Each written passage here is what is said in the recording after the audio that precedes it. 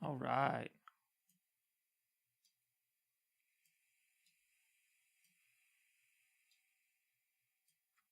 Oh, that's not a really good look. Not a very good way to start a live stream.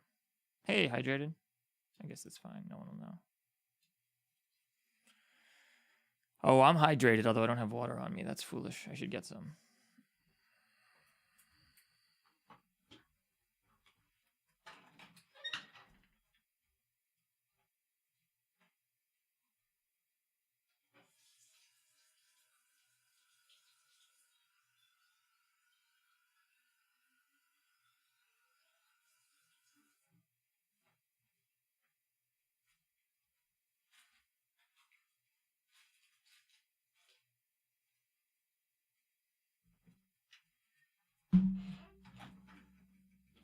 All right. Hey, Steve. Oh, you're up late. I guess it's Saturday night, though. That's tight. Check out my Matt Pat swag. All right. So we're going to be watching a bunch of stuff today. We're going to have to go to reaction mode. The problem with reaction mode is like this is way too much. It's way too much theft, you know? So in reaction mode, I think the plan is we'll do this. Yeah. So that'll be reaction mode. This will be intro mode. Cool. All right. Seen RGX mode? I haven't. No. All right, let me hit the vape before. You get one good rip in before we go public and people start. I don't want to rip it as much. Also, check out my dope Matt Pat acrylic Freddy Fazbear's Pizzaplex gamer thing. I don't know. It's awesome. I don't know what it is. It's a piece of acrylic that lights up different rainbow colors. Makes everything sharper. Ooh.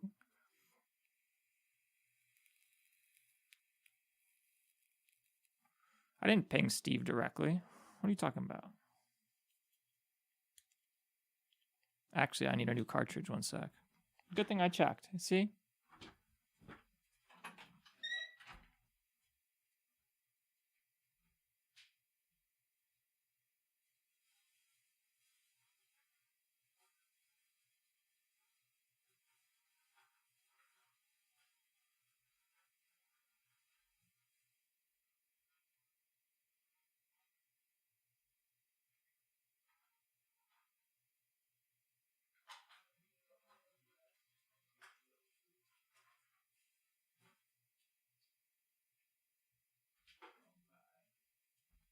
All right.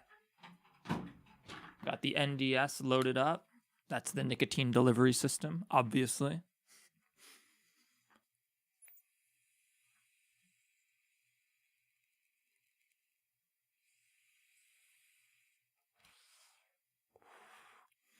YouTube mods? What's in YouTube mods? IPing Steve.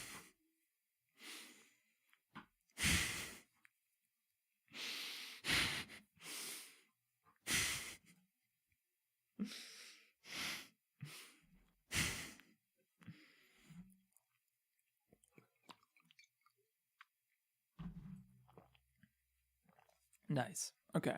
Nice. All right. So I think I have it set up so that my voice won't come through. Hang on. We can invite the rest of the squad.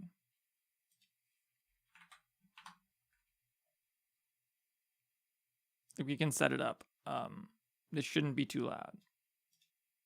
Explain how this started, we need to start at the end. At the end of Freddy Fazbear's... I love it. We have to start at the end. Makes sense. Makes sense. We have to start at the end. Okay. That sounds perfectly reasonable for FNAF, to be perfectly honest, so it's all good. All right. Let's do it.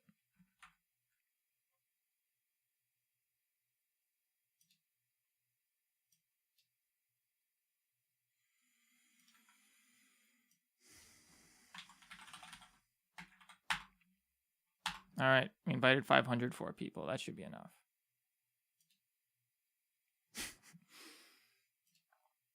All right. Hello and welcome to the theory battle. So Matt Pat and FNAF had a FNAF battle, I heard. That's dope. So we're going to watch that. It's going to be sick. In the meantime, you guys check out my dope Matt Pat Fnaf swag. Oh, also dope Matt Pat and dope Doco. I've got all the dope Fnaf swag. I'm swimming in Fnaf swag.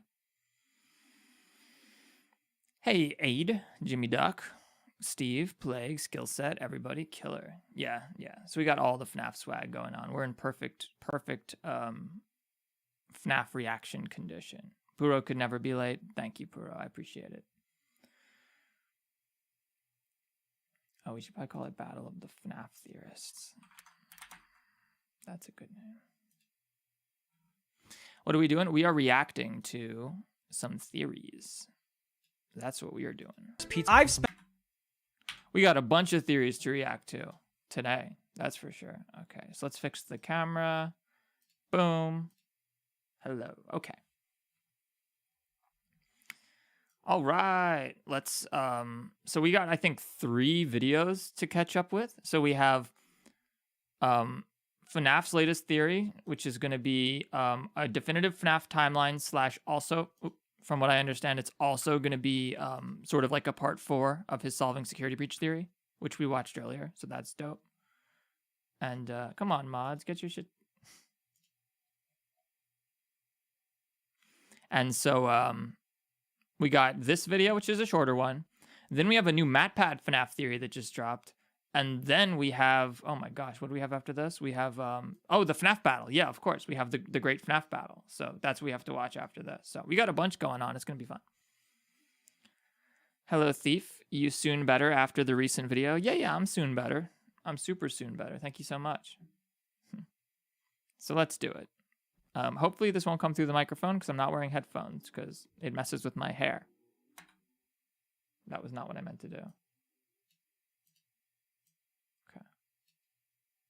I've spent the last 3 months researching and theorizing about Five Nights at Freddy's security. Yes, it doesn't appear to be leaking through my microphone. That's good. Security breach and decided to take everything I've learned and throw it into one timeline. In this video, I'm going to be explaining what I think the modern FNAF timeline is and how we got to this point. Let's get started. To explain how this started, we need to start at the end. At the end of Freddy Fazbear's Pizza.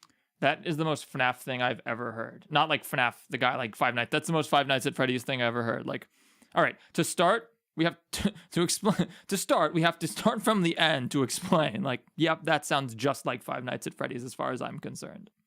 Pizzeria Simulator, we see Henry Emily burn everything to the ground. After he does this, we learn that Fazbear Entertainment... That ending was so sick, by the way. I love that ending.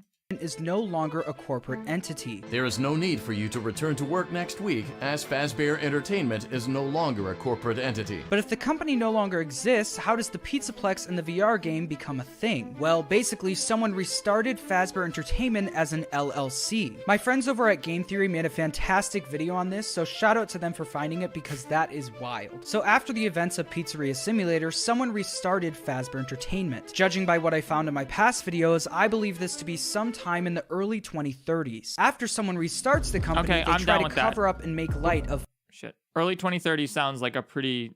I think we all kind of like 2030-ish, like near future, but like slight future. I think we're all... Yes, we're going to react to... Don't worry, Thick Furry Boy 69. We're definitely going to react to MatPat's new theory. This one's only like 10 minutes long, so it's all good.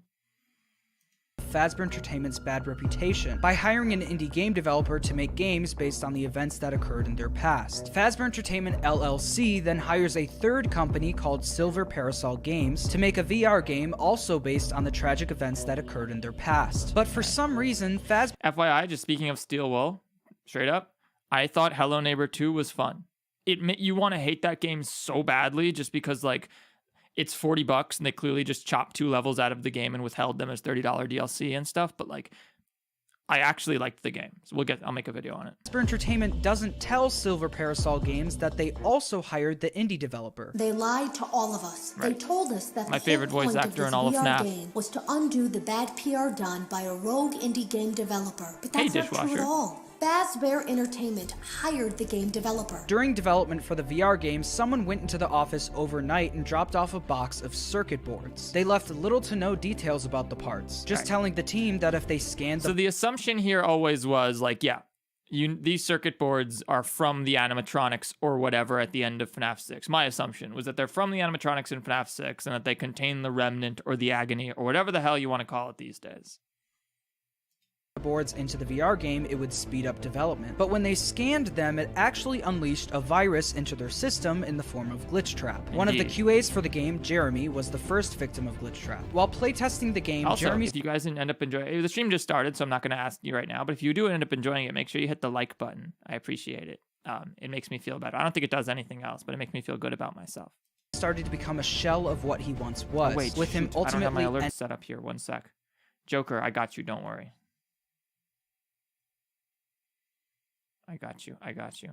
Ending up cutting off his own face. Whether that was at the request of Glitch Trap or him just wanting to escape Glitch Trap, we're not sure. Tape Girl then takes over for Jeremy and tries to get rid of the virus, but nothing works. She ends up creating the very tapes we listen to in the game, warning us to abandon development, but then presumably falls under Glitch Trap's control and tricks us into doing the same. No matter what we do in FNAF VR, there is always a bad ending. It's believed that Vanessa was the one playing FNAF VR and has fallen under Glitch Trap's control. This is when the retro CDs and the FNAF AR emails come in. In the FNAF AR emails, we see Vanessa seemingly battle for control over her...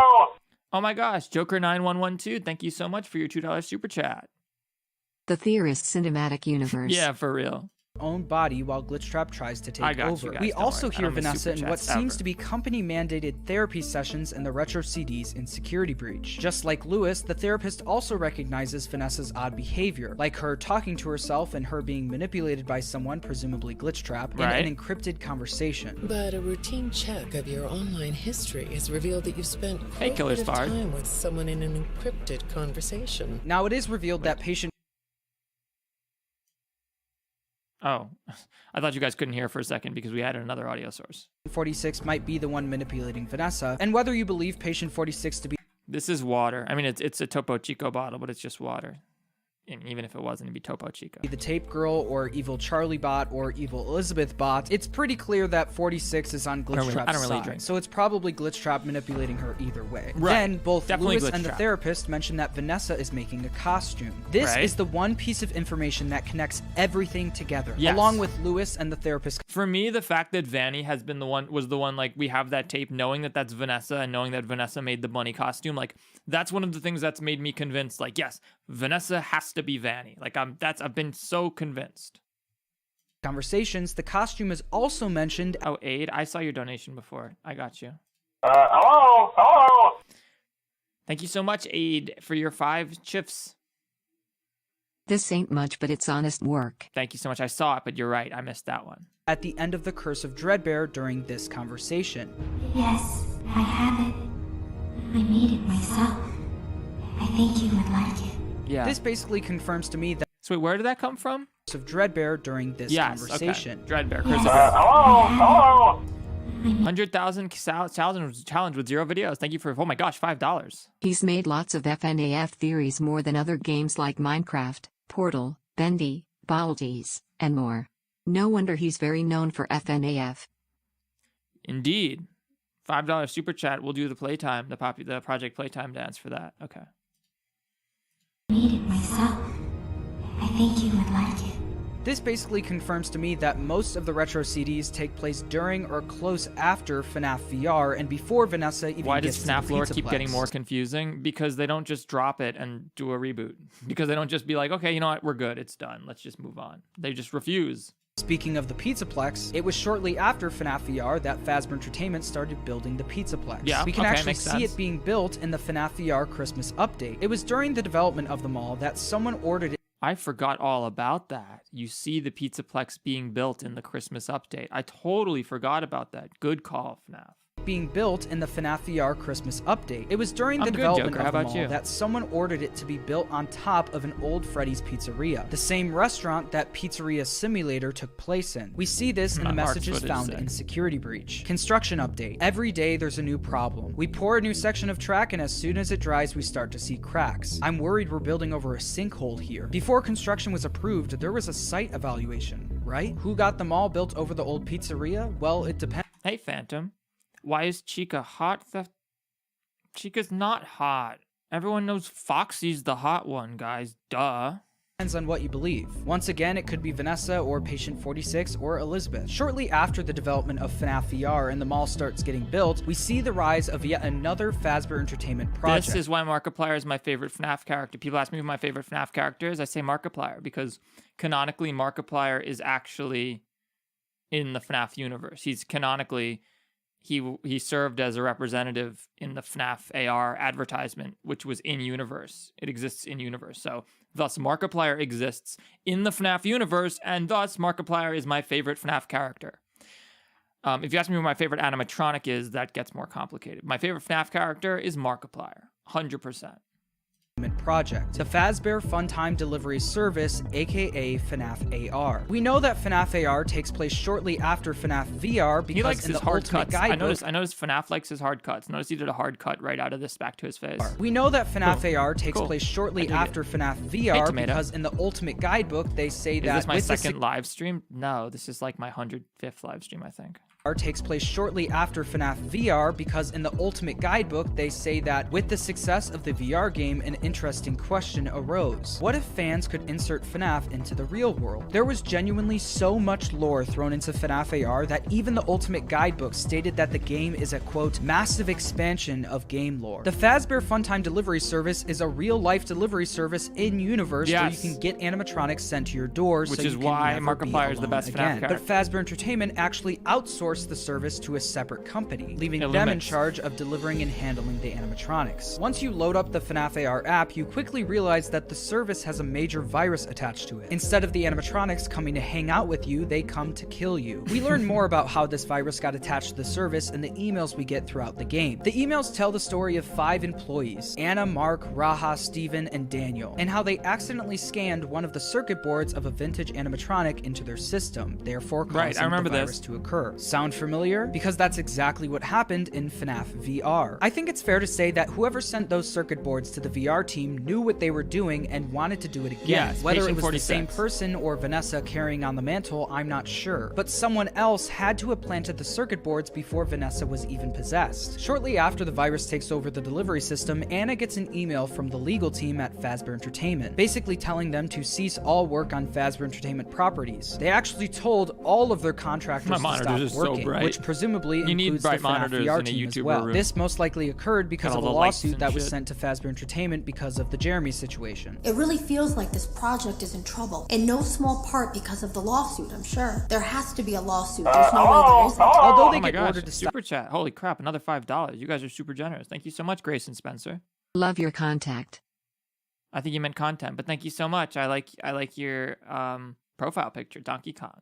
My first game I ever played was Donkey Kong Country. Stop working, the service continues so on much. due to the virus taking control. The main goal of Fnaf AR is to collect animatronics and remnant. We get an email from whoever's behind the virus saying that collecting all that remnant sure is fun though. Now that you've collected enough remnant, why not put it back into your friendly animatronics? They'll work even better than you can imagine. The Ultimate Guidebook actually shares a giant piece of information related to this that plays a giant role in the lore. The book says, quote, the directive to obtain remnant only appears after the virus takes over the Fazbear Funtime service. The glitch wants you to collect as much remnant as possible and pump your animatronics full of it. Now, obviously, this virus is the same virus from Fnaf VR, which is Afton. But why would Afton want as much remnant as possible? Well, obviously, to come back. Remnant actually first showed up in Sister Location. It was revealed in the Pizzeria Simulator blueprints that the scooper was actually built to extract remnant, which means that Afton was experimenting. Remember at the end of the glitched attraction, you see the blueprints at the end? That's what these are based on, right from the scooper.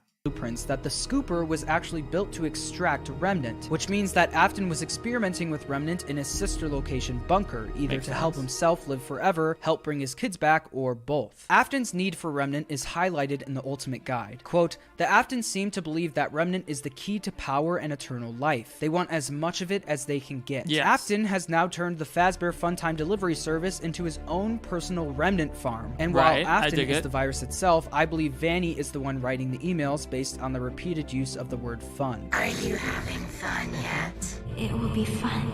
Reasonable. Very good conclusion. In the Fnaf AR emails, we learned that the animatronics we see in the game are actually replicas of the robots from the past, being built by a team of people at Fazbear Entertainment. One of the people on the team is named Nora. I did hear about the FNAF movie stuff. I heard it started rolling. That's very exciting. I can't believe it's real. Tristan from the compliance team reaches out to Nora and says that he's disappointed with the lack of progress on the new animatronic they're supposed to be building. The animatronic is supposedly able to climb on the ceilings. This was later revealed to be Mangle. Nora tells Tristan to get off her back, and that she, quote, warned management that reproducing the more exotic endoskeletons would be a problem, and they decided to go ahead and put them on the schedule anyway. This is further proof that they are reproducing the animatronics and not using the originals. As we hear in the Curse of Dreadbear, the retro CDs, and the Fnaf AR emails, Vanessa has now finished making her bunny costume. Patient 46, or even Vanessa herself, hacks into the Fazbear Entertainment system to get Vanessa hired at the Pizzaplex, even though she was previously denied the job and had no prior qualifications. We hear her departure for the Pizzaplex and the retro CDs shortly after she finishes the costume. I'm needed somewhere else now. Thank you. Once Vanessa is gone, we learn that Patient 46 was actually the one to release the virus into the Pizzaplex. Who, how, and why, we're not sure yet. But all we do know is that this happened shortly after Vanessa got hired at the mall. One of the most important things that happens in the... FNAF won't see this. So you can get this shot in 4K and then crop it out so that you don't have the captured on PS5's text at the bottom. Pro YouTuber tip. That this happened... Amateur YouTuber tip. I mean, I guess I do it professionally now, so. Shortly after Vanessa got hired at the mall. One of the most important things that happens in the lore at this point involves DLZ Shipping Solutions. I actually believe that DLZ Shipping Solutions is the company that was hired to send out all of the Fnaf AR. That commercial was so good. Believe that DLZ Shipping Solutions... Look at this. Look how sick this is. Imagine, like, they open the cabinet and it says "Let's play" inside their cabinet, and they just look, and then freaking Chica's just that amazing Chica model. I'm sorry, I like some of the Help Wanted models, like this one in particular. I'm sorry, the AR models. Some of the special delivery models really look nice. Look at those glitch effects, really nice. This you can also get in 4K, I think. To send out all of the Fnaf AR animatronics to people's houses. We see Lisa from Fazbear Entertainment talking to Jimmy from the shipping company in the Fnaf AR emails. During this conversation, we hear Lisa complaining to Jimmy about the animatronic delivery that DLZ Shipping Solutions made to the Pizzaplex. She notes that the animatronics are acting weird and swears that Bonnie ate the resident stray cat. I believe that those animatronics delivered to the mall are the Fnaf AR animatronics intended to be put on So here's the thing about this video that's sort of interesting, right? Like, this is the definitive FNAF timeline, but like, we're not talking about any of the OG FNAF stuff. We've started with like the modern stuff, which is like, fine, I get it, but like, if we're gonna just sort of forget about all the old lore anyway, like we started with Henry burning down the animatronics, right? I get that, but like, why don't we just end with that and then start a whole new story here, and this is the new story, right? Like, I could dig this story if they didn't keep trying to tie it back to the old stories so much. Display. Lisa begs Jimmy to take the animatronics back, but is met with an email response from someone else, letting her know that Jimmy is no longer with the company. Like I said in I Solved FNAF Security Breach Part 2, we see direct evidence that this happened in the Monty Golf security office. On the posted board, you can see sticky notes stating that a shipment has arrived that is unknown that they're trying to return. And in the bottom corner, there's a sticky note that says, "Remember Jimmy," the same person who is working at the shipping company that was talking to Lisa. I believe that the Afton virus, or someone being controlled by Afton, used the Fazbear Funtime delivery service to deliver all the animatronics full of remnant to the mall. Vanny then destroyed them and took their remnant to bring Afton back. Have you ever wondered why there's a ton of destroyed staff bots throughout the mall? Well, Sister Location actually taught us what it takes to extract remnant from an animatronic. Yep. The super. Vanny is trying to collect as much remnant as possible. Oh my gosh, Grayson Spencer, thank you so much for your $10 super chat. Good yod. To try and bring Afton back. Then the events from the first part of my series unfold. Vanessa needs to be the only one working the night shift effective immediately. She does this by infiltrating the staff meeting that takes place on Thursday at 11:30 p.m. and killing all of the employees. Whether she also did this for remnant purposes, I'm not sure, but I can only assume that to be the case. She covers up these murders by putting a company retreat on the schedule, including all of the employees she killed at the meeting. This is where I believe the events of Security Breach take place, and the rest is history. But there's still one big question. What is the blob? Well, like I said earlier, in FNAF AR, it's your goal to collect as much remnant as possible. But while you're collecting it, there's a shadowy They were collecting Remnant for the frickin' blob, really? Okay. Remnant surrounding it. So inevitably, you collect the shadowy remnant along with it. The more remnant you collect, I love how nobody actually wants to play this game, so we all just use Markiplier's footage of it. I do it too. Shadowy remnant you collect. The ultimate guide explains that bright remnant is formed by positive emotions, while shadowy remnant is formed by negative emotions. This would explain why Freddy, who I think contains the soul of Michael Afton, says that his friends are here and that they're angry. Also, I recently found something in the Afton boss battle room. If you look into the hole in the left wall, you can see a Foxy plushie and some endo parts. I think this might be referencing how you look to the left of my camera, you can see a Foxy plushie too. Foxy Bro is now an animatronic, but maybe that's a stretch, I don't know. Anyways, I believe that the blob is all of the FNAF AR animatronics that were sent to the mall pumped full of remnant. All of the animatronics we see in the blob are animatronics featured in FNAF AR, except for one. The puppet mask. Shortly before FNAF AR went silent, Illumix was teasing that Lefty was supposed to be part of the game. As we know, Lefty was built to capture the puppet, and you can literally see the puppet inside of him in FNAF 6. I believe if Illumix continued with FNAF AR, we would have seen Lefty and therefore the puppet. Another reason why I think the animatronics in the blob are the FNAF AR animatronics is because if the things meant to be placed on the stage in Rockstar Row were the original FNAF 1 animatronics, why do we see Foxy's torso complete? I'm 6'1" and 135 pounds of pure carnage. Rusted and withering away in one of the display cases. It's been 40 years since FNAF 1. There's no way those animatronics still look that good. The AR animatronics also have a slightly different design from the original animatronics. Foxy and I think Steelworld purposely hid some of the key designs of these animatronics in the blob, so we couldn't figure out which version of Chica, Bonnie, etc. that these are. Probably. The blob consists of the FNAF AR animatronics, swimming in a sea of shadowy remnant, or agony if you want to call it that, and the souls of Henry Emily's failed attempt at burning everything and everyone who was impacted by his ex-business partner's crimes. This is what I think the modern FNAF timeline of events is. I know I didn't cover everything, but I think I'm going to make a full FNAF timeline video of all of the series after the DLC comes out, so stay tuned for that. Good. I also tried to leave out as much speculation as possible to try and make this as objective as possible, but with these types of videos, you kind of have to fill in the blanks. But that's alright, because this video was just a theory. Okay. Hey, Rye Toast is being suggested. Awesome. Shoutouts to Rye Toast. I just started watching Rye Toast's videos recently. They're really good. I highly recommend them. All right. Next up. I don't know why I typed MatPat. I've done. Here we go. The main event. I mean, yeah, the main event and the after party is the FNAF battle. That makes sense. We got all of our... hello? Fenregalo, thank you so much. Oh my gosh, €5. Hope you are having a great old time. Wish I could watch your whole stream, but I gotta sleep off the flu I caught. Oh my gosh, I'm so sorry you got the flu. Thank you so much, Fenregalo. No worries, the flu sucks. Like, when COVID first started, everyone was like, not everyone, but people who were like trying to be like, COVID's not a big deal, were like, guys, it's just the flu. And I'm being like, you probably don't remember the last time you had the flu, because the flu wrecks your shit. It ruins your week. Like, you're really sick. You feel like shit when you have the flu. It's no joke, and it kills people every year. It actually does. Like, it sucks. Air up. Okay, that'll be interesting. All right. Done it. I've solved FNAF, and the clue that brings... Hang on. Sorry, Matt, we're just going to get rid of your watermark. You can't complain because... Hang on. As some of you guys are aware,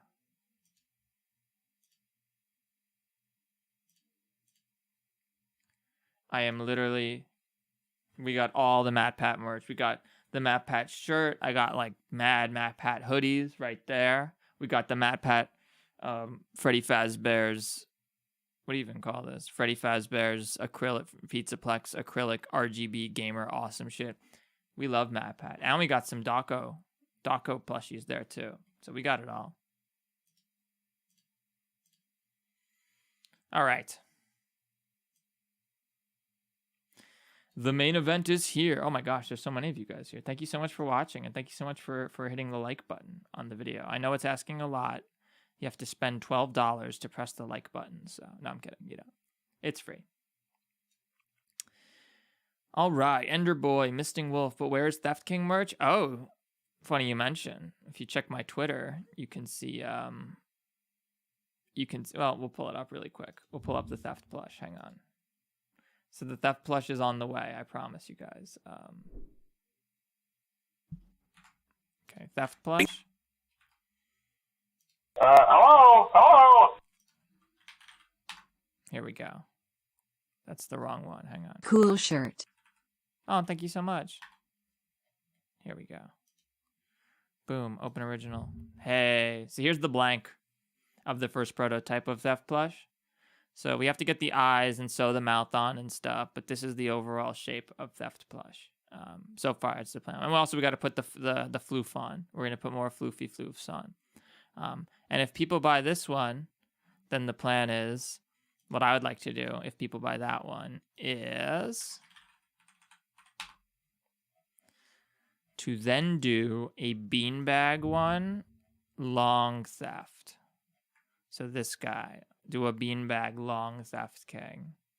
So if you want a long theft king beanbag, which I think will be kind of amazing, then you gotta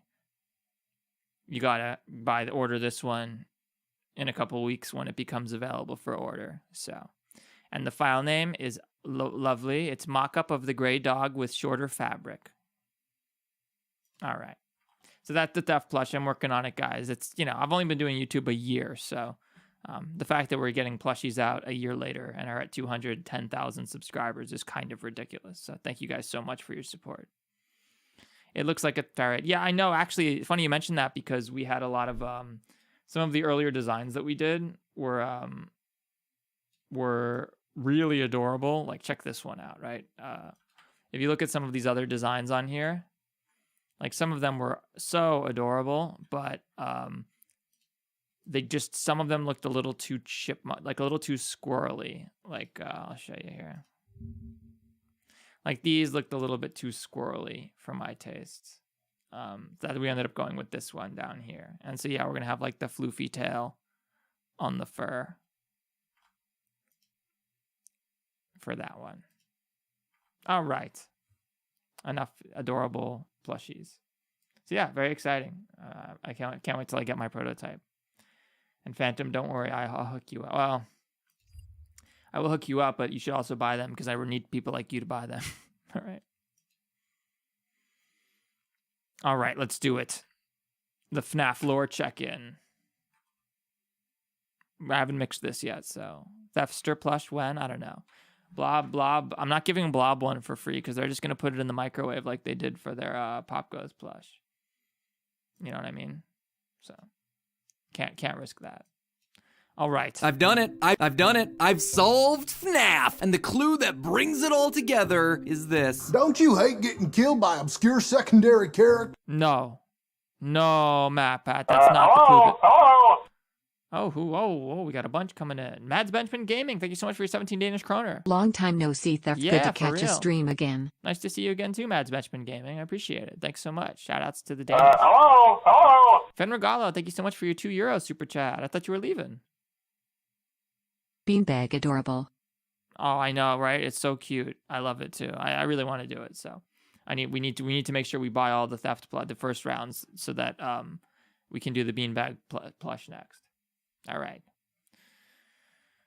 Let's go. Hey, Twin Flare. Damn. Hello, Internet. Welcome to Game. It's been a while since MatPat's jump scared us. That's fair. Theory, where today I'm just going to get straight to the point. This episode was supposed to be our final timeline, but, Another timeline. You know what? It's not quite there yet. I think we're going to have it ready for next week. There's just a few. Wow. So MatPat, this just came out today, but MatPat couldn't have made this. Like, he had to have made. Here's the thing. The reason we're watching this before the theory battle is because MatPat had to have been working on this for like a while, like a couple weeks probably. At least a week leading up to its release. So I assume that MatPat's ideas are presented in here, and so it's better to watch this before we watch the actual theory battle. But wow, it's a real theory battle. This is awesome.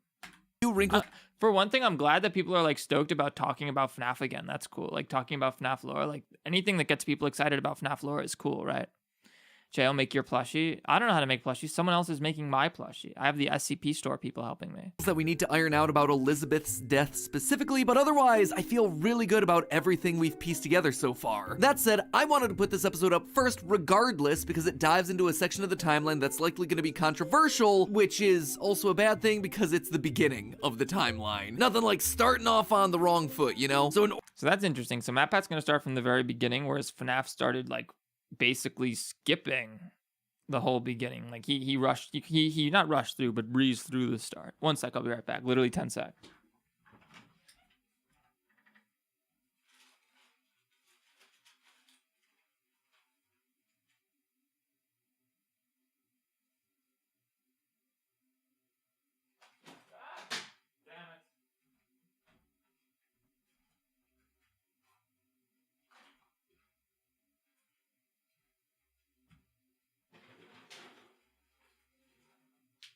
Okay, sorry about that. I had to get a donut. In order to head that one off at the pass, let's just start talking about it now, shall we? Last episode, I brought up how the team and I have been tackling this whole timeline project. Basically, that we've broken down everything into 3 key sections. The foundation of Freddy's, the Afton era, and... So, to MatPat's credit, like, MatPat's always been super good. Oh, I got a donut. Cinnamon sugar. Mexican cinnamon sugar donut, my favorite donut. MatPat's always been good at breaking things down into such digestible like donuts, you know? So like I'm hoping that this might be a little bit easier to follow than FNAF's theory, which was very good, but just a little bit just dense. It was very dense, you know what I mean? Like it's a really dense timeline theory. Post-purple guy. In that episode, we dug hard into the last chunk, trying to figure out the recent history with things like FNAF VR and Security Breach. But even trickier is the first chunk, the foundation of Freddy's. You see, at this point, we all have a general basic knowledge of the games, right? Kids die, animatronics get possessed, all that good. We all have a general basic knowledge of the games, right? Child number 1758. Yeah, for real. Kids die, animatronics get possessed, all that good stuff. But here, that foundational stuff right at the beginning, that's the murkiest because honestly, there's not a lot that's immediately clear that we can go off of. Sure, there's a couple of lines from Phone Guy, maybe a sentence or two from the novels, but otherwise, it seems to be about it. How did William Afton and Henry Emily start working together? Were they rivals? Why did... What mic to use for recording? This one. The Electro Voice RE20. It's an incredible microphone, but it's very expensive. Kind of hard to use, but I wouldn't actually recommend it. I'd say go for a Shure SM7B as your first. Try that one first. For most people, that's going to be a better microphone. For my particular voice, I have a kind of shrill voice with a lot of like sibilants that like is kind of harsh. So the RE20 is super dark, a little bit darker than the SM7B. So it's better for my voice, but it's more expensive, and the SM7B is more versatile. Regardless of which one you get, you have to get a cloud lifter. You just need one. Did Afton start killing in the first place? Was Fredbear's Family Diner truly the first location? These are questions that seem important for us to answer, and honestly, if you're looking at where the time location, these are questions. Why he Urkel? Really, Matt? How did Afton and Henry start working together? Why did William start killing?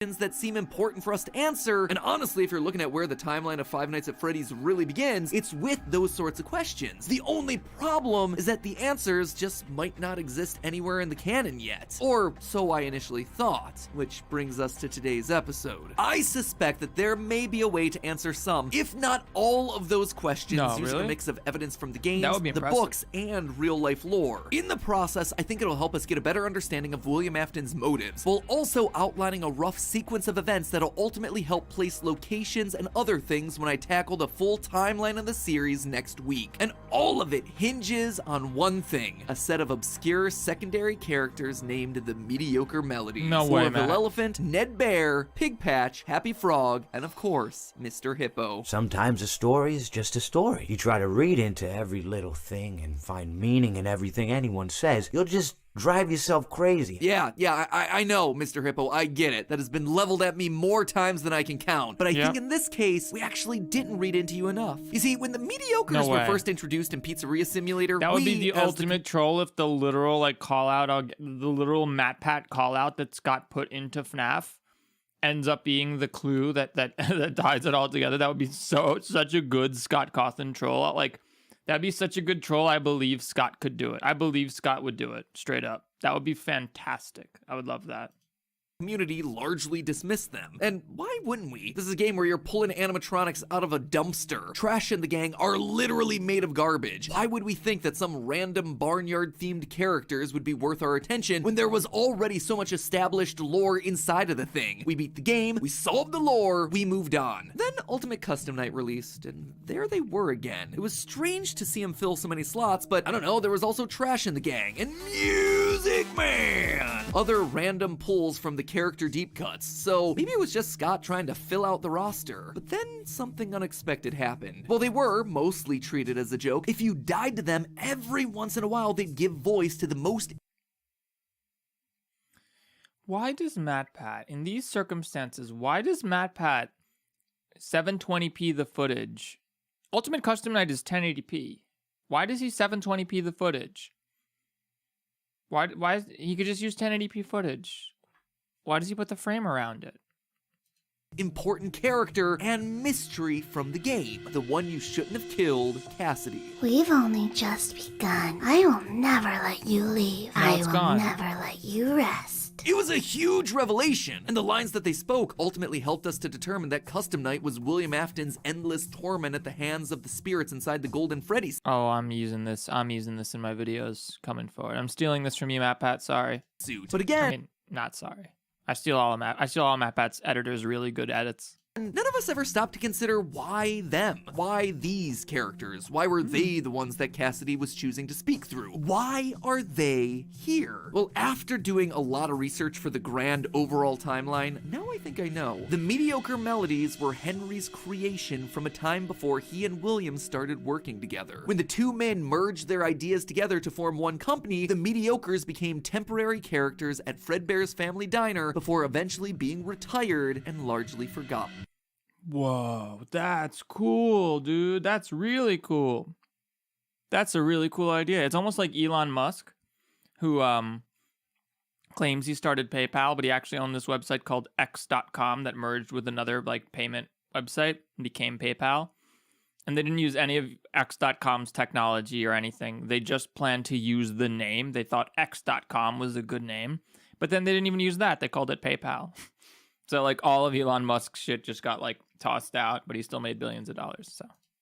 Oh, yeah. That is a lot of big swings that I'm making with some massive assumptions. So, MatPat, I believe you already.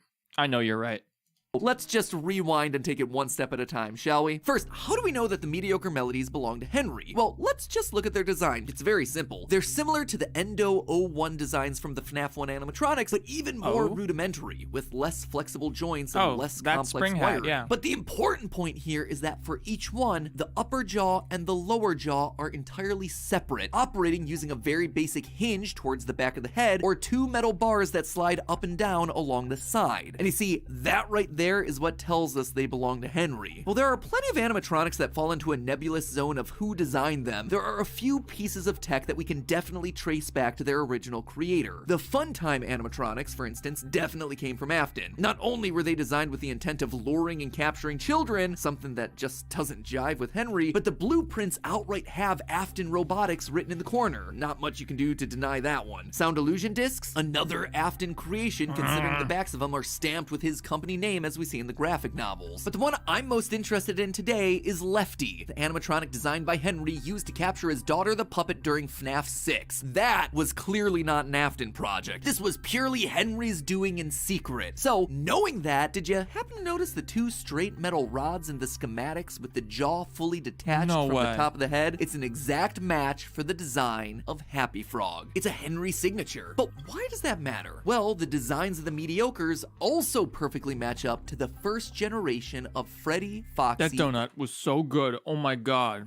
Bonnie, and Chica. We know that the Wizards were the earliest form of our Core 4 animatronics. These were the ones that had children Is that what we're calling them? The Core 4? I like it. Stuffed inside of them and got possessed. They outright tell us this fact in Ultimate Custom Nights. I was the first. I have seen everything. But have you ever stopped to look at how the Wizards... That line scared me so much when I first heard it. When Chica killed me and like I'm used to hearing all the random like lines, she just goes, "I was the first. I have seen everything." So creepy. Wizards were really constructed. Good. They use the exact same techniques as the mediocre melodies. They have a full separation between the tops of their head and their jaws. Withered Freddy and Foxy both have the hinge opening in the back like we see with Pigpatch, and Withered Chica follows the Happy Frog and Lefty model with bars in the jaw to aid in opening and closing the mouth. Think this is just a coincidence? Look at Chica in other games. Chica in FNAF 1, a fundamentally different design. Yep. Funtime Chica, definitely not. Toy Chica, nope. The only other time we see this sort of fully separated head design for animatronics is with the FNAF 6 Rockstar animatronics. Ones that, again, we know were built by Henry as part of his plan to lure everyone back to his pizzeria trap. Okay. In short, the animatronic design seems to be giving us a timeline of events. I believe you. I believe Henry made them. Wizards were built by Henry early in the timeline of the games. Eventually, Afton starts to influence the designs more and more until Henry comes back to design the robots that were used for his pizzeria trap. But again, I ask, why does any of this matter? Isn't this just a minor that's what detail? makes MatPat the best. He can explain this abstract concept, like first Henry made these robots, then Afton showed up and doing this. Normally, for someone like me or someone like FNAF or whatever, we would just cut to ourselves talking at the camera because it's such an abstract concept. Like, what do you show? MatPat doesn't need to. He's got a team of editors and animators and stuff who can literally animate exactly what he's talking about when it's really important to illustrate it. That's awesome. Me looking for connections where they don't really matter. No, knowing that the Wizards and the mediocre share a design seems like it might help explain another part of the lore, Happiest Day. In FNAF 3's Happiest Day minigame, we walk past children wearing masks that match the coloring and rough shape of the mediocres. Pink pig, green frog, purple hippo, orange elephant, blue... Okay, not all of them match. But here's the thing, I'm not the one pointing that detail out. This is actually coming from Scott Cawthon himself. In the Five Nights at Freddy's Ultimate Guide, the character I love how we all description just use the derpy photo coming of Scott. from Scott. Sorry, I'm sure Scott hates the fact that that's the photo of him that's become synonymous with Scott, like this hilarious derpy ass photo of him. Just like, hey, I'm just sitting here in a t-shirt. It's me, Scott. What up? Cawthon himself. I love In the it. Five Nights at Freddy's Ultimate Guide, the character description for each mediocre melody calls this out as something worth noting. Quote, it's unconfirmed, but a child in the FNAF 3 Happiest Day minigame appears to be wearing a happy frog mask. Yeah, it's definitely them, guys. It's definitely them. Orville mask, Mr. Hippo mask. Every single entry mentions this specific detail. Seems like an odd fan theory to call so much attention to. And remember, Happiest Day is an exact recreation of the FNAF 4 pizzeria. We enter at the stage where Crying Child's bitten, we pass 3 tables, there's a bit of a gap, and then the final birthday table for the cake that's gonna set Crying Child's I never soul noticed free. that. It seems That's to cool. suggest that at some point the mediocre melodies existed in one version of the restaurant right alongside Freddy, Foxy, Bonnie, and Chica. But how could all that be? Well, it's easier than you might think. Is In that the his story, Vegas The pick? I Puppet think it might be. Carver, we read about the pizza At the Fright Dome, the Five Nights at Freddy's Fright Dome. That's what it was called, the Fright Dome. Ground, a restaurant that seems to predate or be a competitor to Freddy's. And in it, we see that the franchise uses very rudimentary animatronics that break down a lot. There's a pig with a banjo, somebody? an Yeah, that off-brand fight's coming bear after named this. Baron Von Bear, and an unknown bird animatronic. It's the mediocre melodies, guys. Pigpatch, Ned Bear, and hold on, there's no bird in the mediocre melodies. Yeah. Unless, of course, we're talking about Chica. What this story seems to heavily suggest is that Chica started at a different pizza franchise and eventually crossed over into Freddy's, becoming popular enough to eventually join the core 4. Also working at that pizza playground is a talented creator named Porter, someone who seems to have the ability to make wood-based animatronics. Wait, whoa. MatPat, my dude. You're trying to tell me that... No way. Chica wasn't an OG FNAF animatronic? What? There's no way. That can't be. Animatronics come to life. In short, it's the book's stand-in for Henry. Henry may not be the most pizza playground Unless, of course, we're talking about Chica. What this story seems to heavily suggest is that Chica started at a different pizza franchise and eventually crossed over into Freddy's, becoming popular enough to eventually join the core 4. Also working at that pizza playground is a talented creator named Porter, someone who seems to have the ability to make wood-based animatronics come to life. In short, it's the book's stand-in for Henry. Henry may not be the most technologically advanced creator out there, but whatever he creates contains this certain X factor about it, a spark of life. It's how he's able to create endoskeletons out of nothing but wood. No power, no nothing. Interesting. So, Henry, where this seems like it's going to me is that Henry had this ability. And after him and Afton had their falling out, William went nuts trying to reproduce the capabilities of Henry's creations with his own. Couldn't, and ended up going insane and going down the whole path of Remnant and stuff like that. Wow. Weird. Just wood and a childlike imagination. This, I think, starts to give us an important piece in the puzzle. Afton was the business guy, a tech bro who was smart and could build machines able to mimic voices and transform and launch giant claws out of their stomachs. Henry was the artist, the creative. That's the vibe I'm getting. Apparent reason. But it was Henry who had the pure love of his craft, that intangible thing that just couldn't be replicated. Vision. And it drove Afton crazy. In the Silver Eyes novel, we read a bit about Afton's old journals, that they were, quote, full of raving paranoia. Passages about Henry. You can't Henry steal a donut. That was my last donut, and the donut shop is closed until tomorrow morning at 10 a.m. So I'm going to order more because I delivered to my apartment, which is amazing. Hey, Justina. From wild jealousy to near worship, which now gets us moving towards a motive. You see, one thing that I kept getting stuck on in the building of a timeline was the question of why. Why does Afton kill? And out of everyone, why does he kill Henry's daughter, Charlie, specifically? She is one of, if not the first victim of the entire series. Why does Afton do it? Just because he's evil? Just because he's drunk from the bar at Junior's? No. I think Afton both loved and hated his business partner. He admired him as just because he was drunk from the bar at Junior's. That's some funny stuff. Wow, that's funny. Heads up, guys. Magic, but also despised him for his success. This contradiction starts to point us to Afton's motive for murder. It also finally helps give us a framework for the early parts of their story. Loyal theorists, let me now point us to the... Just a heads up, guys. If you go, I'm leaving the chat in... I'll leave a message in chat. If you comment that you're in stream on my latest video, I'll give it a heart and shout out at the end. So some of you guys might not know, the video before this one got ad limited, so it's fine. It's still being promoted. It's not age restricted or anything, but it basically means that I'm making no more money from it.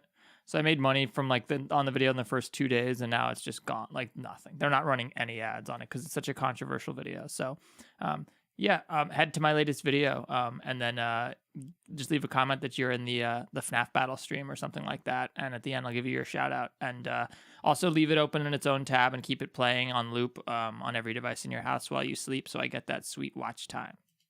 Most obvious place that we should have been looking for lore this entire time, the history of the Chuck E. Cheese franchise. What? Because in a game all about animatronic pizza restaurants, why would we not look to see what creative inspiration Scott might have gotten from the real-life franchise that started it all? I am so dumb. It took me researching an episode over on food theory to finally realize that I should have at least considered this at some point during the last 7 years of solving FNAF. Major.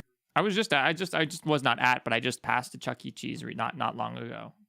Head desk moment. Anyway, I did exactly that, and what I learned was enlightening, to say the least. You see, what we now know of as Chuck E. Cheese actually started as the product of a feud between two rival animatronic pizza restaurants, Pizza Time Theater and Showbiz Pizza Place. Pizza Time was founded by a smart businessman who wanted to recreate Disneyland's Country Bear Jamboree. In the end, their onstage show wound up soulless and had no solid theme. Showbiz Pizza, meanwhile, had a creator who built better robotic attractions that were full of life. They also had a solid theme where everyone had southern accents and a lot of charm. I mean, just watch the clips and the difference is immediately clear. Like, happy birthday to you, happy birthday to you, you get it? See, we're all up here on the stage, and we can all turn, go around a big circle together, see, like this. Our feet aren't screwed to the floor or bolted down. We can move. We got more moves than a can of worms. And then that old 1-2 Billy Bob can come up there and stick his old ugly mug in your face. To me, the battle...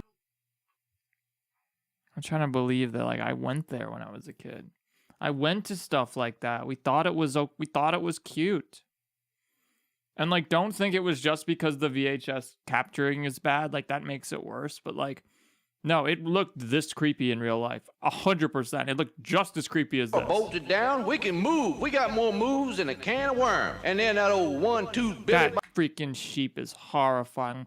These things look like Walton Files characters, dead ass. You get it? See, we're all up here on the stage, and we can all turn, go around a big circle together. See, like this, our feet aren't screwed to the floor or bolted down. We can move. We got more moves. They're definitely bolted down and screwed to the floor. You can't move. You're just on a spinning disc. And a can of worm. And then that old 1-2 Billy Bob can come up there and stick his old ugly mug in your face. To me, the battle between these two real-life pizza places, these two men, sounds a lot like the battle between William and Henry. It does. A smart businessman who wanted to riff off Disney's Bear Show versus a talented artist that was building animatronics with actual life and good southern accents. I was just waiting for you to drop your guard. Even small details of the real-life story That'd map be the nicely ultimate troll if Scott went back and actually like went back to MatPat's first Fnaf theory and retconned it and like reworked it so that was actually correct.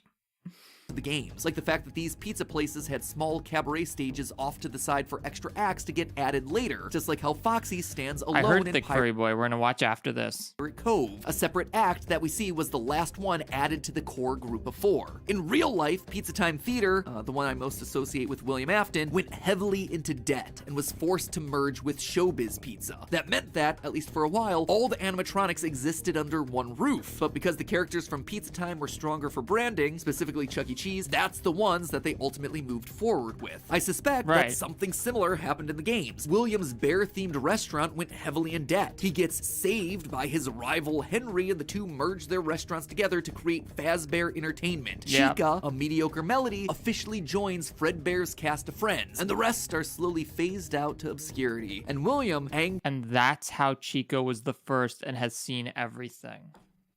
That line was always so weird. Like, what makes Chica the first? We know Chica wasn't the first. At least Spring Bonnie or like somebody from FNAF 4. Like, Chica being the first was always very strange. Also, this is a great edit that MatPat has of the angry purple guy. Chica being the first and having seen everything was very strange. Oh, hey, Changed Fanatic. Nice to see you. Now that makes sense if she existed prior to Freddy Fazbear's and was a holdover from the Mediocre Melodies, which was Henry's situation that they had sort of mixed together with. The question is, like, I find it hard to believe that Henry and Afton didn't know each other prior to the company's mixing, though. They must have just been rivals, I guess. So they were rivals, then became friends? Angry and bitter, never truly lives down the humiliation of his failure, prompting him to lash out in a drunken rage against Charlie one night behind the pizzeria. This feels right to me, to set up William as more than just...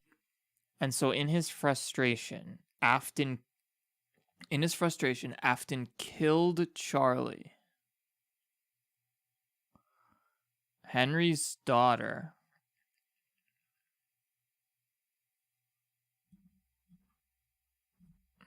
Okay.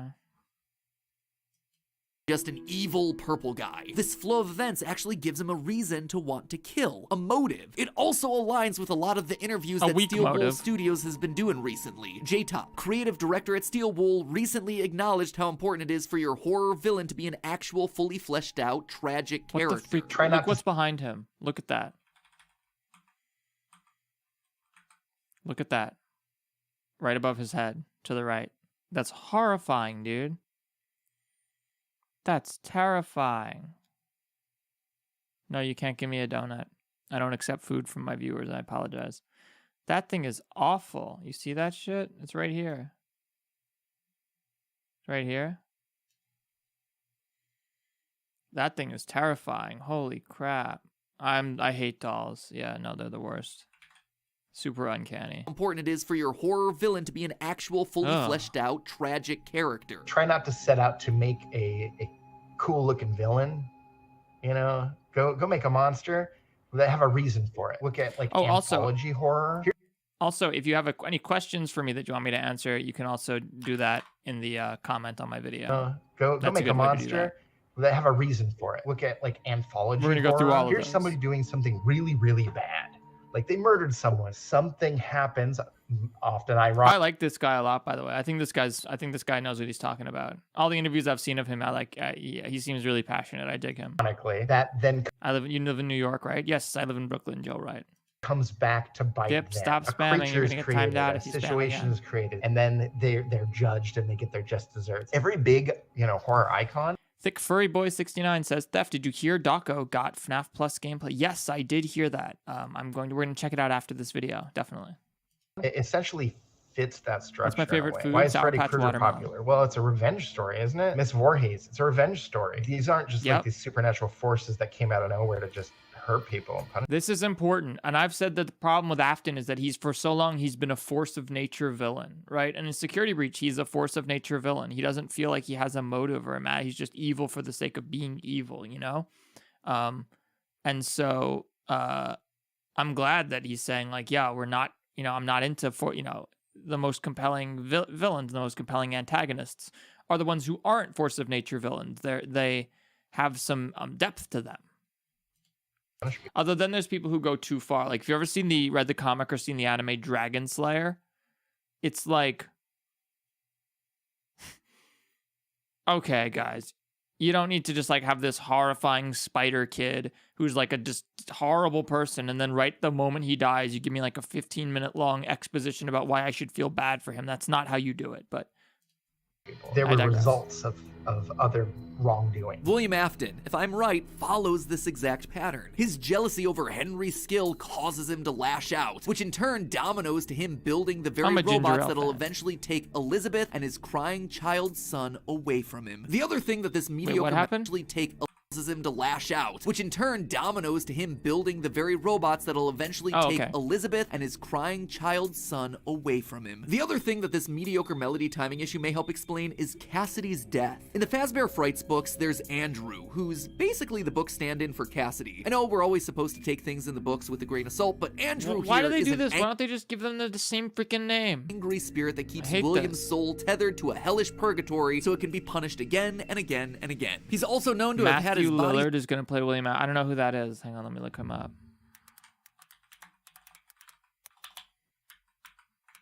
That's quick enough that we can just look it up.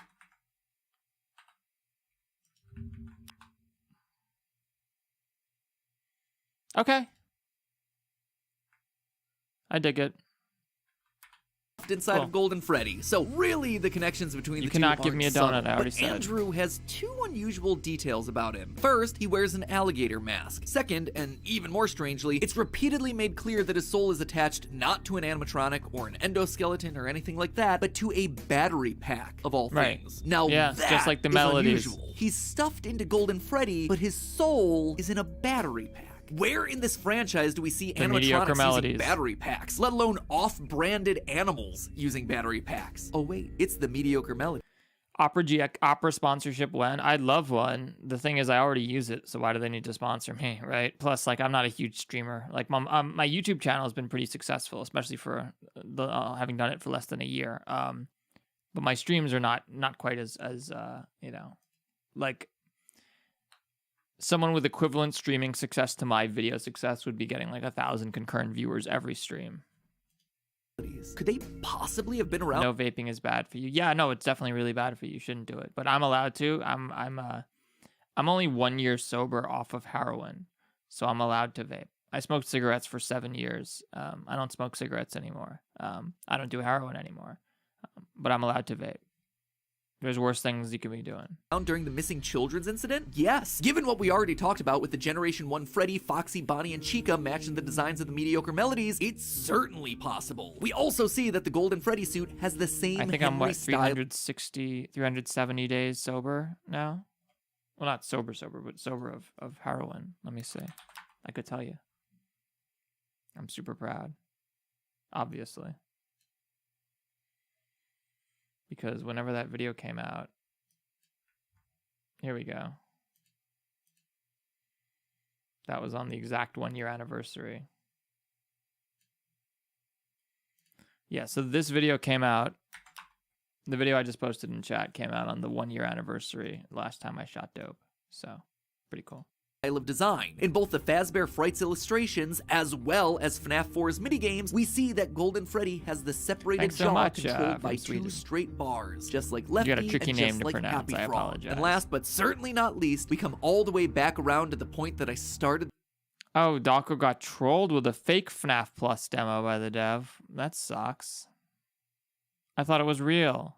This whole episode with Cassidy speaks through them, of all characters. Not through Golden Freddy, not through Fredbear, through the mediocre melodies, the animatronics with a battery pack. Just thought it was an interesting series of connections. So anyway, those were some stray observations that I've been kicking around about the media. It's such a subtle observation that like connected everything together in that theory. Wait, never mind. Get trolled, you troll, not Dawko. Okay. Jokers. I'm doing well. Do they have greater lore importance to the story than we initially thought, or are they just meant to be a joke? Am I just falling victim to everything that Mr. Hippo warned me against? Let me know down in the comments below now, because this is your last chance for them to affect the final FNAF timeline for 2022. Our interpretation of all the events in the series up to now. That episode will be coming in the next week or two. I swear, I am not putting it off anymore. We are gonna plow through this thing to the very end. We have gotta finish it. Gotta finish it, Matt. You've gotta finish it. You're so close. Just do it. So make sure you subscribe to know when that one is uploaded, and in the meantime, remember, stay hydrated. I appreciate that today's theory might be a lot to swallow. Fortunately, you can wash it down with help from today's sponsor, Air Up. In the FNAF world, guys, this is incredible. This is incredible. And in the meantime, remember, stay hydrated. Boom. Hydrated finally got their Matt Pat shout out.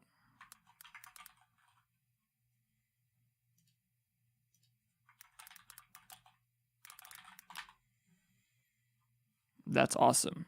For those who don't know, Stay Hydrated is one of our moderators. I appreciate that. So wait, what is this sponsor? I want to know. This theory might be a lot to swallow. Fortunately, you can wash it down with help from today's sponsor, Air Up. In the FNAF world, smell is usually a bad thing. It's the kind of thing that you can get fired for. But Air Up is using smell for good, and the science behind this thing is fascinating. Confession time, I do not drink enough water, mostly because I just want my drinks to taste like something, not just... That's a problem. I drink a ton of water, as you can see. I'm always drinking like just nothing but water on stream. Matt Pat drinks Diet Coke, I think. Is that but what's it, Diet Coke or Diet Pepsi that he's obsessed with? Water stuff. Hence why I'm addicted to soda and Diet Coke. But Air Up has actually invented an incredible way to help people like me kick their soda habit by making water taste good, without aspartame, without artificial sweeteners, without sugary syrups. What do they use instead? Nothing. They use science. They use these scent pods that fit directly onto the top of the bottle. How does that possibly change the flavor of your water? Well, have you ever heard that smell is more important than taste? That is what Air Up... My father has Parkinson's disease, which affects his sense of smell. And yeah, it affects his sense of taste tremendously. It can be a good thing though, like if you're in the car and you fart, he can't smell it.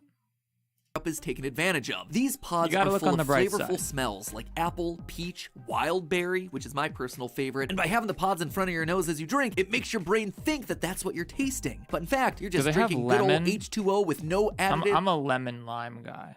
No preservatives, no nothing. And just like I'm sure some of you were skeptical of this theory, I too was skeptical about... No, I believe this makes perfect sense. I believe that. That's whether this would actually work. But then I tried my first pod, the watermelon flavor, and I was blown away. It was subtle, not overpowering. It took me back to eating watermelon with my family over the summer. Immediately, it just felt more refreshing than plain old water. And the great thing is, if you want to break from the scent and you just want to switch over to good old-fashioned water every once in a while, you can drop the scent ring down away from your nose, and you're back to drinking out of a regular water bottle. I gotta say, the first time I used this, I was hooked. I immediately ran to them and said, hey, please sponsor us, because company, what are they called? I'm not gonna say their name, but hey, company, hit me up. I'm curious to try it as well.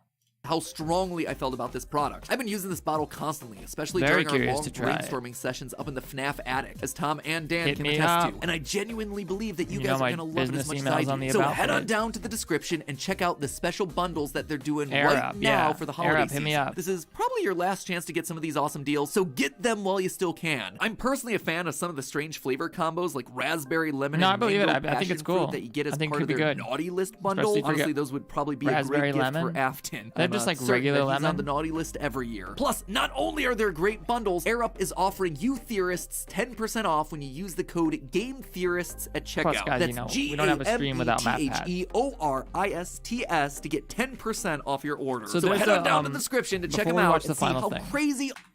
There's a phenomenon on YouTube we call it blood in the water, right? Which is where once you get the vibe that a video is done, that there's no more info to be gleaned, you're gone, right? So a really good example of this would be if you go to like my channel. If you look at this Choo Choo Charles video, right? And having more weapons on your train gives you... You watch this whole video, right? You get to the... Oh, I don't have the freaking... The thing is hidden. I can do it like this. You watch this whole video. You get to the final cutscene at the end, and this happens. That was so fucking metal. Holy shit. After the credits roll, we're treated to a final scene. We show a post-credits scene showing that one egg remains. Or rather, a lot more than one egg remains. Okay, this moment right here. You're gone. You're done. You're not watching this video. You just saw Charles die. You saw the credits roll, and you saw the post-credits scene. You know the game is over. And in my original cut of this video, I had 90 more seconds of me giving a summary of the game and like my overall opinions. And I realized like that's so stupid. People are going to just start bailing the moment that scene rolls. So I moved that whole ending to be like right before the final boss section. And my watch time is much better because now, right after it ends, it just ends like this. More than one egg remains. Right, look how quickly I end the video after the final scene. I just get it done. Charles is my favorite indie horror game of the year. You simply must play it. End of the video. Subscribe or you're going to die. Thanks for watching. So, MatPat's latest video, you know, like, unfortunately, when you have a big post roll, you can't do that. It's a bummer. I've done it. I've sold. Okay, so what happened with DACA?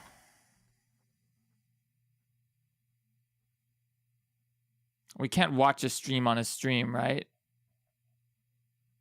You can't watch a stream on a stream. Like, that's not really appropriate, I don't think. So, we should donate, though. I guess we can. We're so much smaller. Nice. Right here, the baseline. All right, we will donate. Right, we got to donate.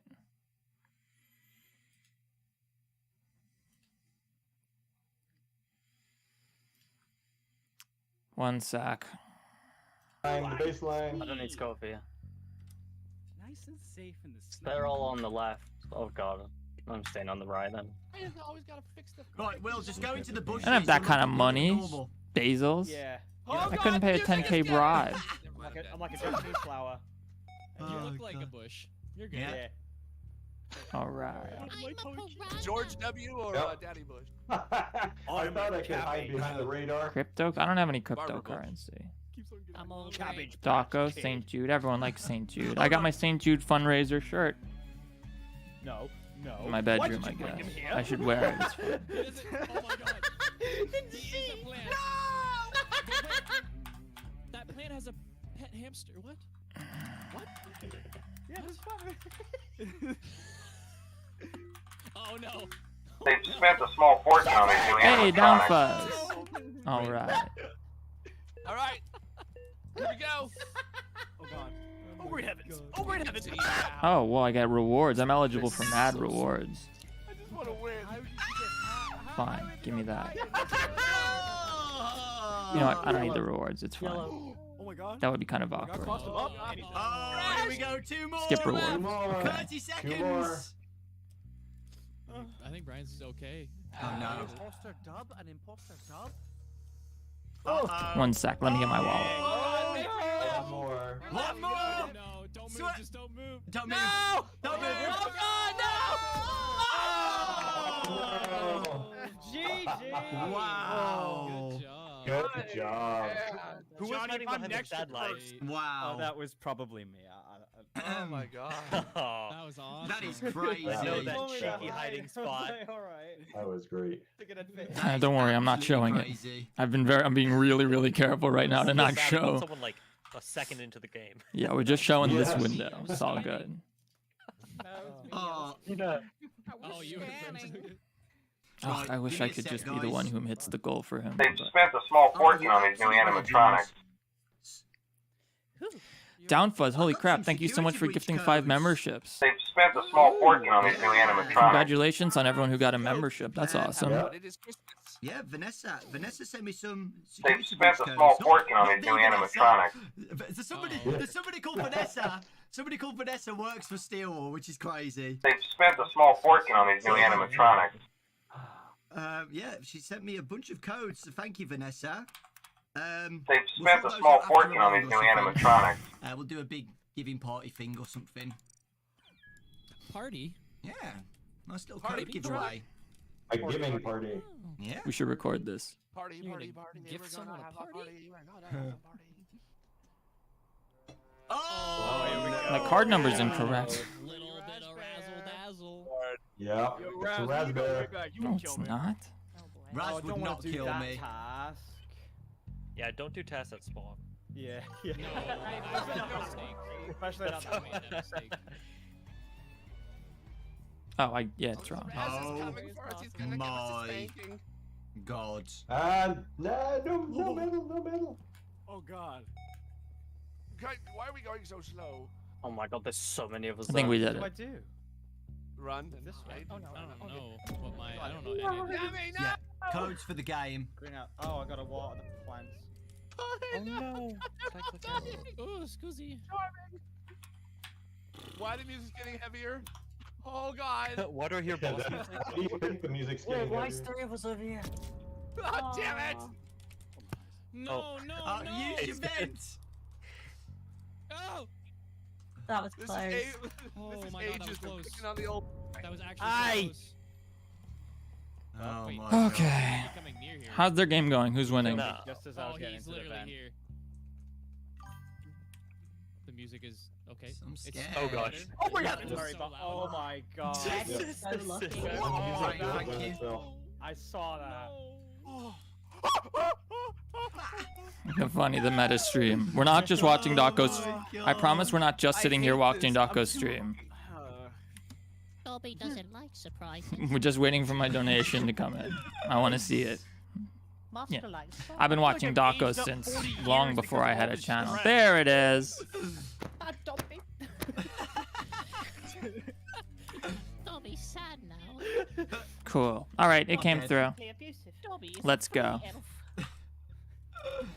Dobby's gonna call child King, thank you. Oh, thank you. Oh, he's noticed it. Wonderful. Right. Okay, let's get to the good stuff. Oh, is he dressed as a clown? I guess if it raises money. All right, finally, the grand finale. This was GT Live, right? Oh boy. Most obvious, like, or you almost go this. This is where it starts? Oh, it's an elf costume. Yeah, I saw red. I know.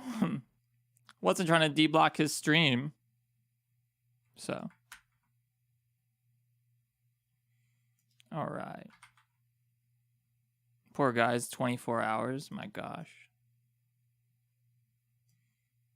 Why won't it? Oh, hang on. Or you almost go this prop hunt angle of Glitch Trap is in multiple people acting nefariously and doing X, Y, and Z. And now all of a sudden, are we just starting it becomes here? this game of like, who's the imposter, right? It's Among Us. Okay. Quick announcement and a request for you. So how does this work? This came out before Matt Pat's Theory just did. Matt Pat's Theory came out before this, right? Hello? Oh? You have an alert?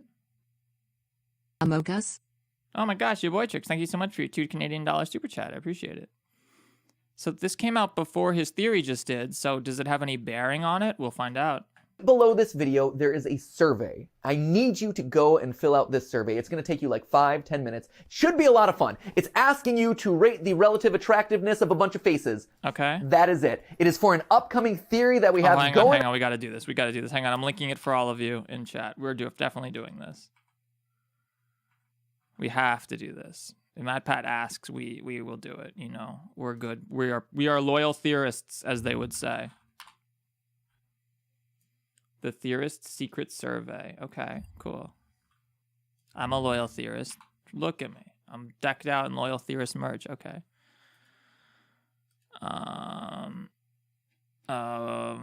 Okay. I have to do it in a separate window then. Fine. Not a big deal. Which account is it? That's not. Oh, I don't have to do it on that account. I can do it on my YouTube account. That's fine.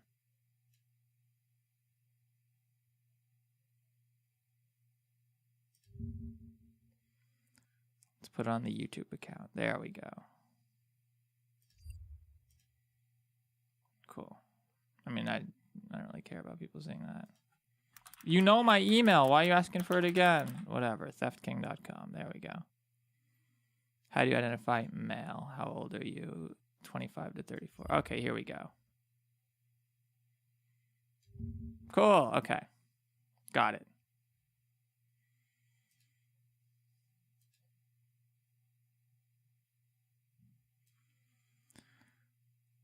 This is a very bright. Okay. Alrighty. Keep losing my chat. So we're going to rate how beautiful people are. I'm down. It sounds fine.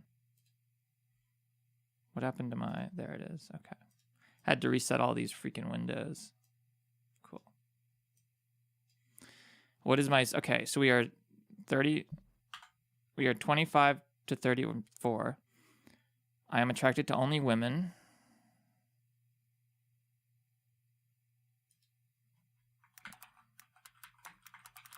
I thought Google Forms got shut down, I gotta be honest.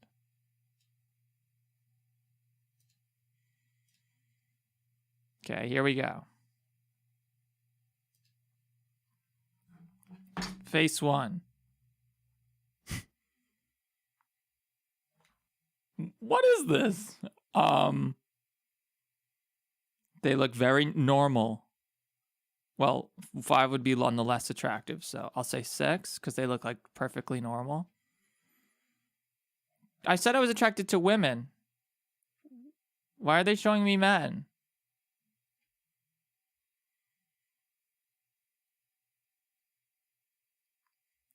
I wouldn't say he's especially attractive, but... Okay, here we go. I think she's quite attractive. Yeah, I think she's quite attractive. I think she's quite attractive as well. I mean, I'm heteros... I don't know. I guess he looks normal. I guess he looks normal. I guess he looks better than the other ones. So he's like an 8. That's fair. I admit, okay, fine. He does look better than the others so far. Kind of neck beardy. I think that's not especially attractive, right? Probably not. That's why you got to use code Manscaped on. You got to use code TheftKing on Manscaped, so that you don't have the neck beard going on. You have the nice, look like you're 15 years old, even though you're in your early 30s look that I've got, thanks to Manscaped, my sponsor. Oh boy. She's pretty. Did I miss a face? Hello. Das Screambeggin. Thank you so much for your £2. Congrats on being sober, man. Thank you so much. She's pretty. Yeah, we got her. He's very normal looking. He's got really nice teeth. Man, I wish I had teeth that nice. My teeth aren't very nice. She's really pretty. Wow. Not a very flattering photo, but she's pretty normal looking. He's got very blue eyes. That's the thing. Everyone has pretty eyes. So the photos that exemplify people's eyes better tend to will make you think better of them. Oh, she's really pretty. It's me.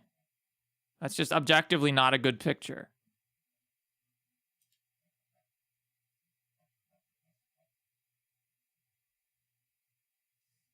That's like that.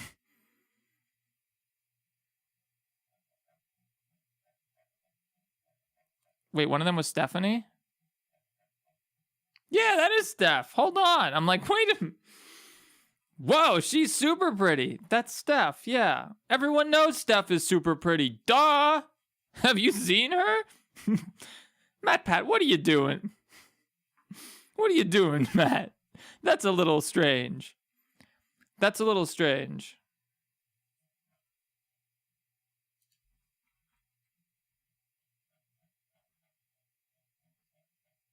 I'm very pale, but, you know, that's rather pale. I have a snatcher. This is Mandela catalog, guys. Look at this. This is the Mandela catalog. Like, this is straight up like a distorted face. That's not a human. Look at that shit. That's not a human being. No way.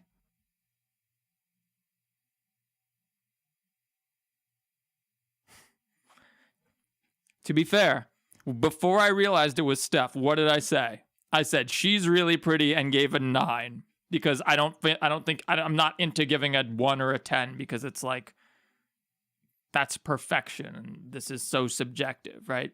But it's, yeah, I mean, everyone knows Steph is a very beautiful woman. Like, it's not a surprise. This is literally the Mandela catalog, though. Like, come on, that's not for anyone. It looks like it's just a distorted photo. Oh, she's pretty. Not as pretty as Matt Pat. Not as pretty as Matt Pat's wife, though. Oh, he's very good looking. I don't know. I actually should probably give an 8. I'm just straight and like feeling awkward to not give an 8. No, probably a 7. Oh, wow. He's very handsome. I hope I look that good when I'm that old. Not a great look.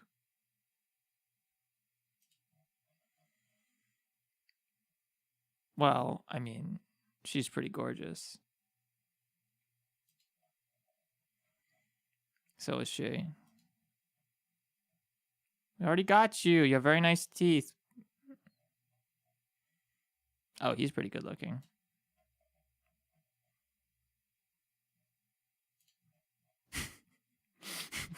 No.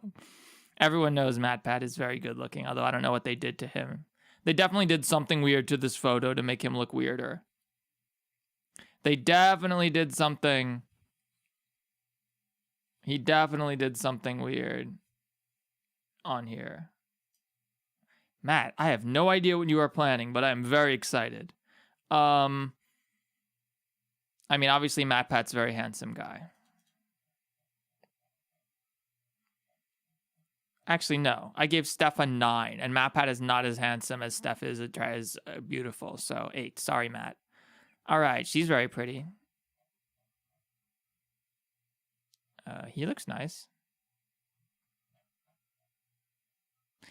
I think this is a foolish mustache decision. I think he would look quite good without the mustache.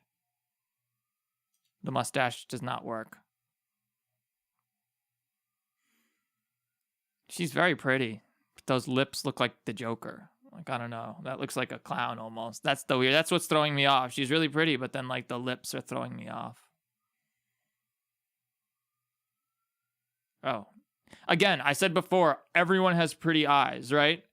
And a photo that exemplifies someone's eyes better is always going to make them like look better. It's just how it works, right? And so, yeah, he has really nice pretty eyes, so. She's got green eyes, like even greener than mine. Wow. Those are some chompers, dude. I hope I have teeth that awesome someday, especially at that age. And that's nice hair. Damn. Very attractive. For like an old person, dude, that's what you want. Full head of hair, nice teeth. Yeah, dude, that's sick. Oh my God, she's very beautiful. Yeah, that's obvious.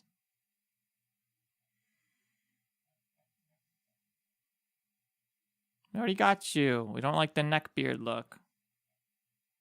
Should have shaved it. You just shaved the neck beard. It's just not a flattering photo. She's gorgeous.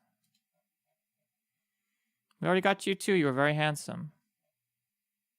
He's going to point out how people gave different answers for the same people. Here's my theory about what this theory is going to be. He's going to point out how they're showing the same people multiple times, and as you see different faces and get relative comparisons, your scale changes. I guarantee you that's I guarantee you. Sorry, Dan. No, it's not a flattering photo. Look, everyone knows like there's ways to look. I have to appear on camera for my videos, right? Like I may try to look. I'm no movie star, but I try to make myself look as good as I possibly can in those videos. You know, there's way everyone can look good in the right situation, and you just got to learn what that situation is. I don't even know how to rate this guy. She's very pretty, yes. He is pretty nice look. We'll give him a 7, 6. How many are these, Matt Pat? Dude, come on. We're on 41 freaking faces. You get a 6. 4. Oh, wow. 7, 8, 9. Yeah, I'm about to give this guy an 8. I'm like, then I'm like a 2. Jesus. Okay. I can't really tell where the chin starts. That's the problem with that. She's really pretty. We already saw her. She's pretty too. She was weird because something was up with her. She's Mandela catalog. That's... she is stunning.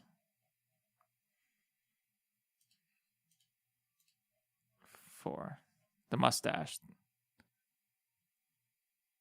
It's the teeth. They're swapping mouths on people. They're swapping people's mouths and noses and stuff.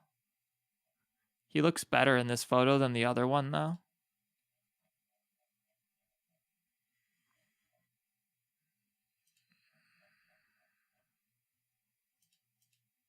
That is very handsome, yeah. Okay. All right, Matt, we did it. I did it. I did your bidding.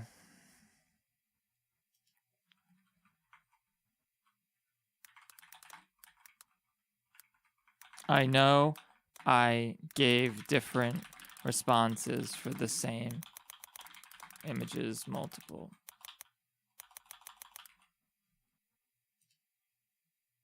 Theorist secret survey done. Okay, sorry about that, guys, but it's our duty to Matt Pat. It's our duty as a loyal theorist to fill out Matt Pat's silly surveys when he asks you to. That's going to appear sometime in January. You're going to want to be a part of this one because it's going to be a big one. All the photos are mirrored but edited to look more casual. Oh, I see. So they basically just took one side of the person's face and then reproduced it to see if one side is better than the other. That makes sense. One side of my face looks better than the other side. And it should just be that was super weird, Matt, but okay, I did it. I did it for you. No problem.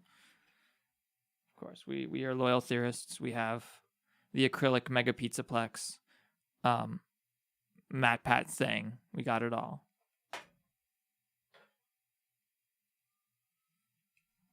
Little experiment. You're going to see some familiar faces like mine. Yeah, and don't do drugs. Very bad. Theorist, but also some other random faces in there. Just go do it. Do me a favor. Do all of us here at Team Theorist a favor. And now, without any further ado, back to your regularly scheduled episode. Hey guys, and I thought about buying that jacket, but any further ado, back to your regularly scheduled episode. Hey guys, and welcome to GT Not Live, where today we are back with all of our special guests from all over the world. Yep, that's from And when I say all, I mean there's just 2 of them. There's John and Tom, but it is Fnaf team assembling to solve security breach once and for all. So John, Tom, welcome back. Thanks for having me. I get to see them today. Last time we had to turn off their camera just for like, why did we turn off the camera last time, Ash? Just because we didn't want them to be able to see me. They're like, no, you must not look upon his face. You're just too distracting, Matt. It was a weird angle. Yeah, they weren't allowed to see like the bottom of my chin. Yeah, I wanted to protect you from any scrutiny. The entire time they were gonna be like, Matt, you hard to hear me. Oh yeah, I haven't mixed this video. Sorry. Grayson Spencer, thank you so much for your $2 super chat. Hi, Theft King. Hello. There's some stubble back there that you missed when you shaved this morning. It's like, oh man. Okay, that should be good. We don't need that kind of attention. You should be able to hear me now. This is my best like this right here is my best the jugular. All right, get to it, Matt. That was well done. Witty banter. Your channel after one specific franchise. No, examination in FNAF University from Professors Tom and old Matt Pat here, as we were examining his latest and his greatest and his grand finale to his I Solved Security Breach trio of episodes.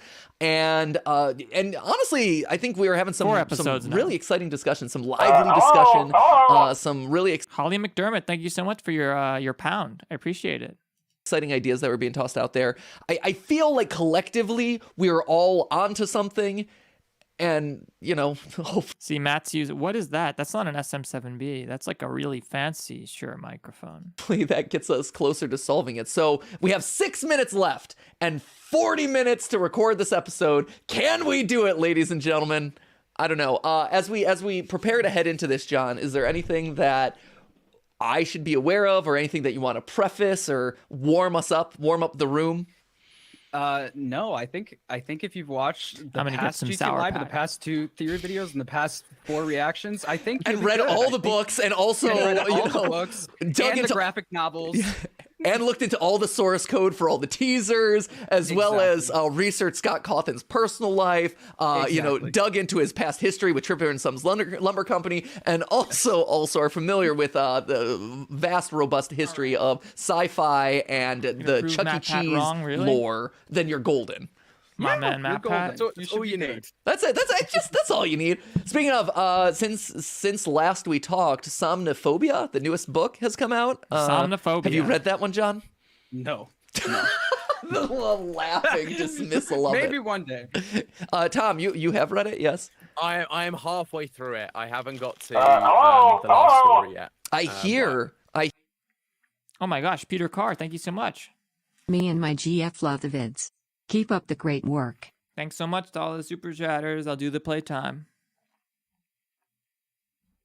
Here, confirm or deny for me. I hear online. I haven't gotten a chance to read it because we just flew back from a conference that we were doing in the Middle East, so I haven't gotten a chance to read it yet. But I hear, rumor has it online, that it is the best of the FNAF books so far. Tom, what ages do you think your content is for?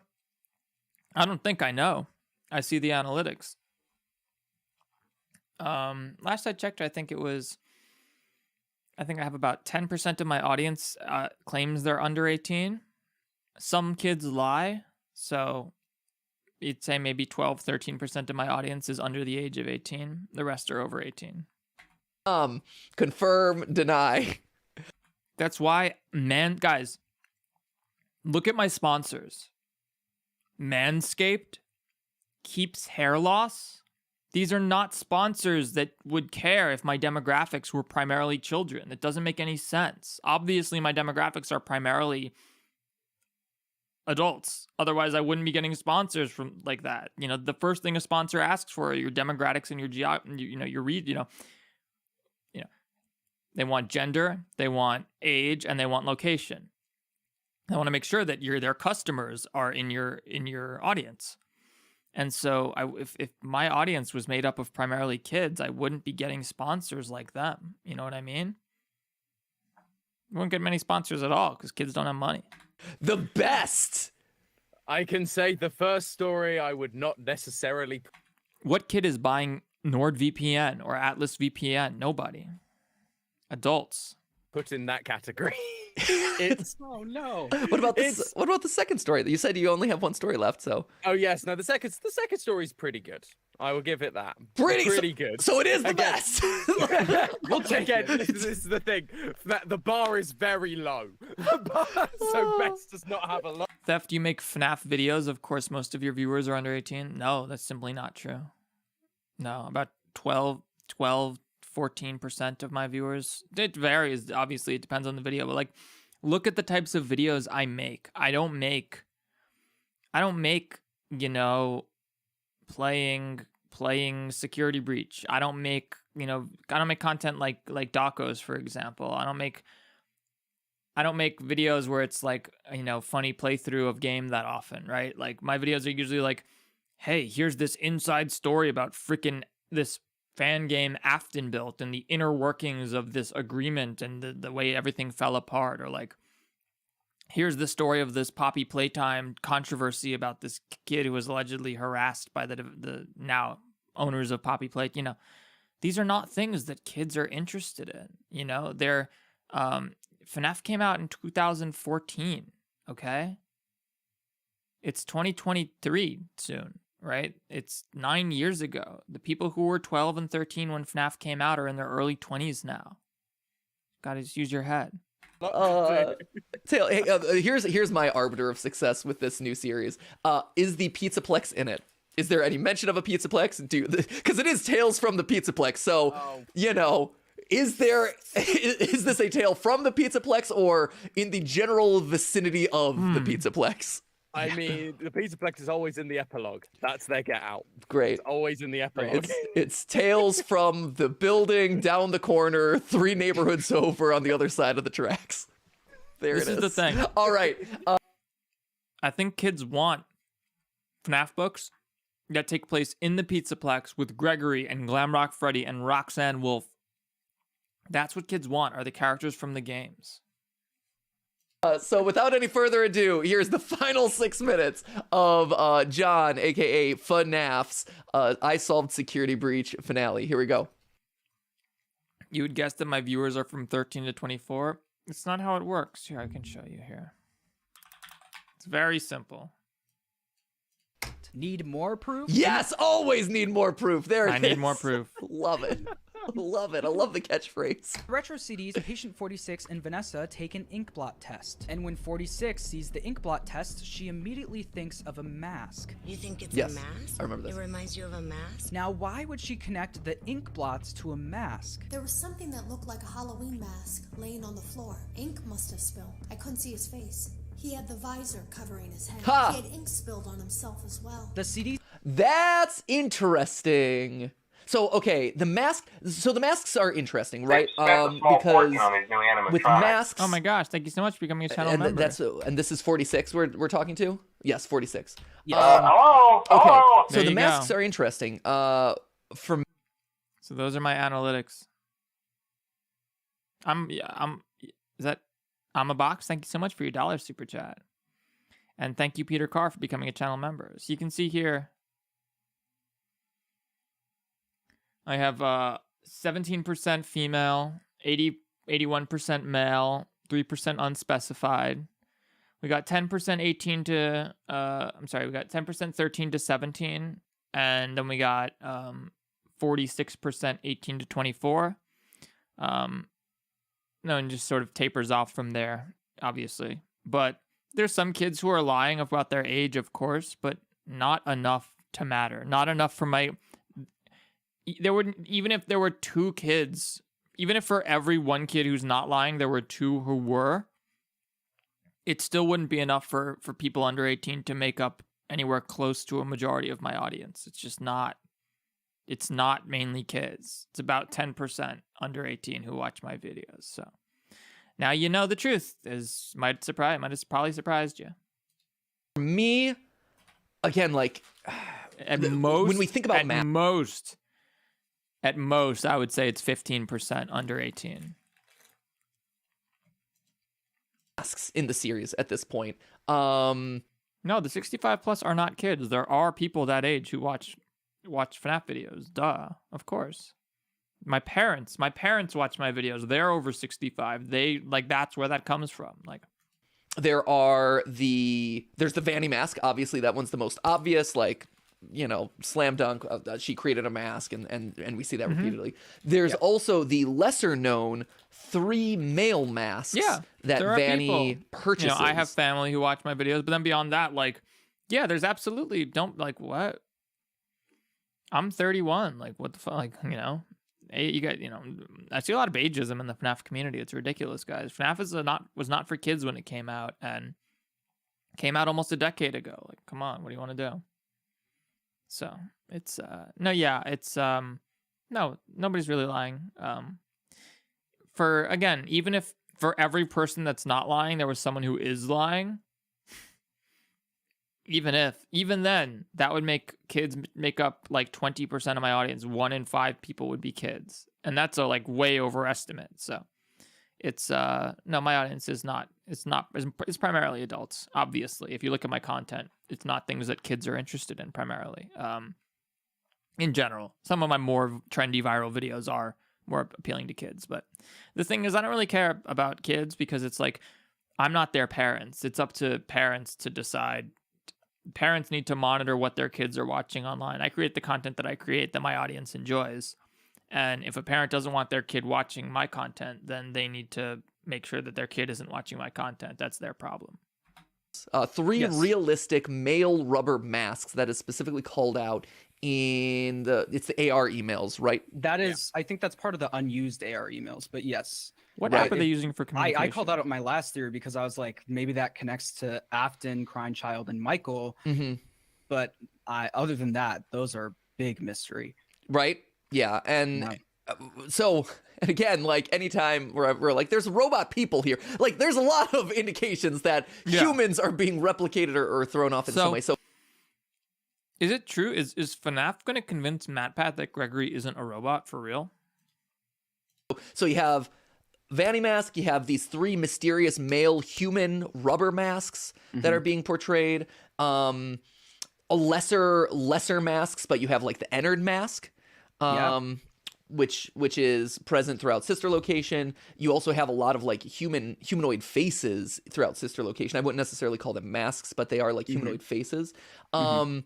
That is interesting. You calling out that it's what Jeremy's. So the tape girl here, this is a reference to when Jeremy slices off his face with the guillotine paper cutter, you know, and slices it. For Block Warrior, I'm under 18. I like your... Oh, no, yeah, of course. 10% of my audience, or maybe like 10, 12, 13% because of the liars. 12s, let's say 12, 13% of my audience are under 18, and they do like my content, and that's fine. Like yeah, there's always going to be cool kids who are into kids. There's always going to be younger people who are interested in this kind of stuff and this sort of more analytical content, you know, less gameplay, more analysis stuff, punditry, whatever you want to call it. Yeah, there's always going to be some, but it's just not my primary demographic, you know? It off. And in our past theory, when we first talked about Help Wanted and talking about this ending, we said, oh, he slices off his face. That's what causes... Raid Shadow Legends they don't want 12-year-olds signing up. I mean, they do, that's helpful. But what they really want are, you know, 22-year-olds with disposable income or 28-year-olds with disposable income signing up and like whaling it up in the game, obviously. One big catch there can pay you thousands of dollars in revenue. So. Blood to spill everywhere, and because he's in a dark room, because this is a darkened room, because this is the room that it's in, they associate it with oil because it looks black like oil, but in actuality, nobody reveal their ages in my chat, please. Especially if you're under 18, there's no reason to tell anyone that. The only people who care are the people who you especially don't want to know. It's discolored blood, right? Yes, and I think I thought it was really interesting that from Tape Girl's perspective, she sees it as ink. Yeah, and then they choose to do ink blot tests in the CDs and Security Breach, and suddenly she relates the ink blots to a mask. That is really interesting. I don't know. But under 18, and even then, exactly, Winona. I think most of the under 18 in my demographic. Oh, nice, we have 169 viewers. Nice. I think most of the under 18 in my demographic are, you know, older teenagers. Exactly. Stuff before this, Tom has basically convinced me that maybe she's not the same thing, but like, oh no, no, John, hold your ground. We're not through the episode yet. Hold your ground. I'm sorry. He's pivoting away. We've convinced him. I'm in so much pain. But then there's this end part that just like connects so well, and I'm like, oh my gosh, I don't know what to believe anymore. MatPat, help. Well, welcome to the franchise, my friend. Yeah, you think I've been here for 8 years. So many things I'm make sense tired. and also don't. So it's interesting. On one hand, okay, this is one of those that I like the idea of. I'm not 100% convinced, or like I like it in concept. I think conceptually this is one of those where I'd be like, yes, I love this as an idea, but as a like, could this really be? Because Jeremy is, again, to refresh you guys watching, and also for us to refresh each other, because you know, this is pulling on stuff that I haven't thought about in a while. But Jeremy is an employee at the VR company that is play testing the VR Theory game. drop yet? I'll check. Correct? Yeah. Yes. And as the theory goes, or kind would of love to as watch the it. thing that we've talked about in the It's a past perfect stream goes, to watch is it, that right? he is Fnaf almost like battle? one of the first victims of Glitch Trap, right? Where Yeah. where he's testing out this VR game, all of a sudden Glitch Trap gets into his head, and he causes, like, either Glitch Trap tells him to do this, or the guy just does it to himself to try and, like, get out of this situation, right? Of like, let me guillotine my face. Yes. Oh, I wanna start watching it, but it's so long. Let's fuck it. I'm sorry, Matt Pat, we're watching it. We already gave you guys plenty. Because I'm really interested in this video. For anyone who doesn't know, until I'm proving wrong, I'm theorizing about the timeline of Five Nights at Freddy's under the assumption that there's two distinct timelines. Essentially, and very briefly, Fnaf Help Wanted presents us with an issue. The idea that there were a series of games made by an indie developer paid for by Fazbear Entertainment. Everyone go like the video.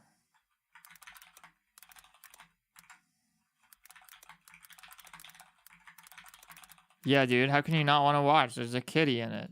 I love it. It's brilliant. And to cover up the history of the Fazbear franchise. Does this mean that every game before Help Wanted is suddenly not canon? I don't think so. It does present us with a quandary though. How much of those games can we trust? Yes. And how much of those games were the indie games made by the dev? We know from the tapes that a majority of the plot of those games is true to what happened in real life, but there's now unreliability throughout them. So Yes. what does this mean? Besides the fact that now Steelwell and Scott can Oh, look at the kitty. just retcon things when they need to in order to make a new plot. More importantly for today's theory, it means that those games have their own separate and succinct timeline. So if we can figure out the timeline of those older games, we'll solve one of two things. Either we'll solve the entire real timeline of FNAF up until Ultimate Custom Night, or we'll solve exactly what Fazbear Oh, I love that Sego UI black. Entertainment was trying to tell the public happened in the new timeline. Best font. So, absolute worst Love case that scenario, we're still solving something important. Where do we begin? By gathering our ingredients, of course. We need to dredge up every single bit of lore Please say you can do a collab with Toast. I can do a collab with anybody. Yeah, I would love to. can possible from these games. That would be FNAF 1, 2, 3, 4, World, Sister Location, Pizzeria Simulator, and Ultimate Custom Night.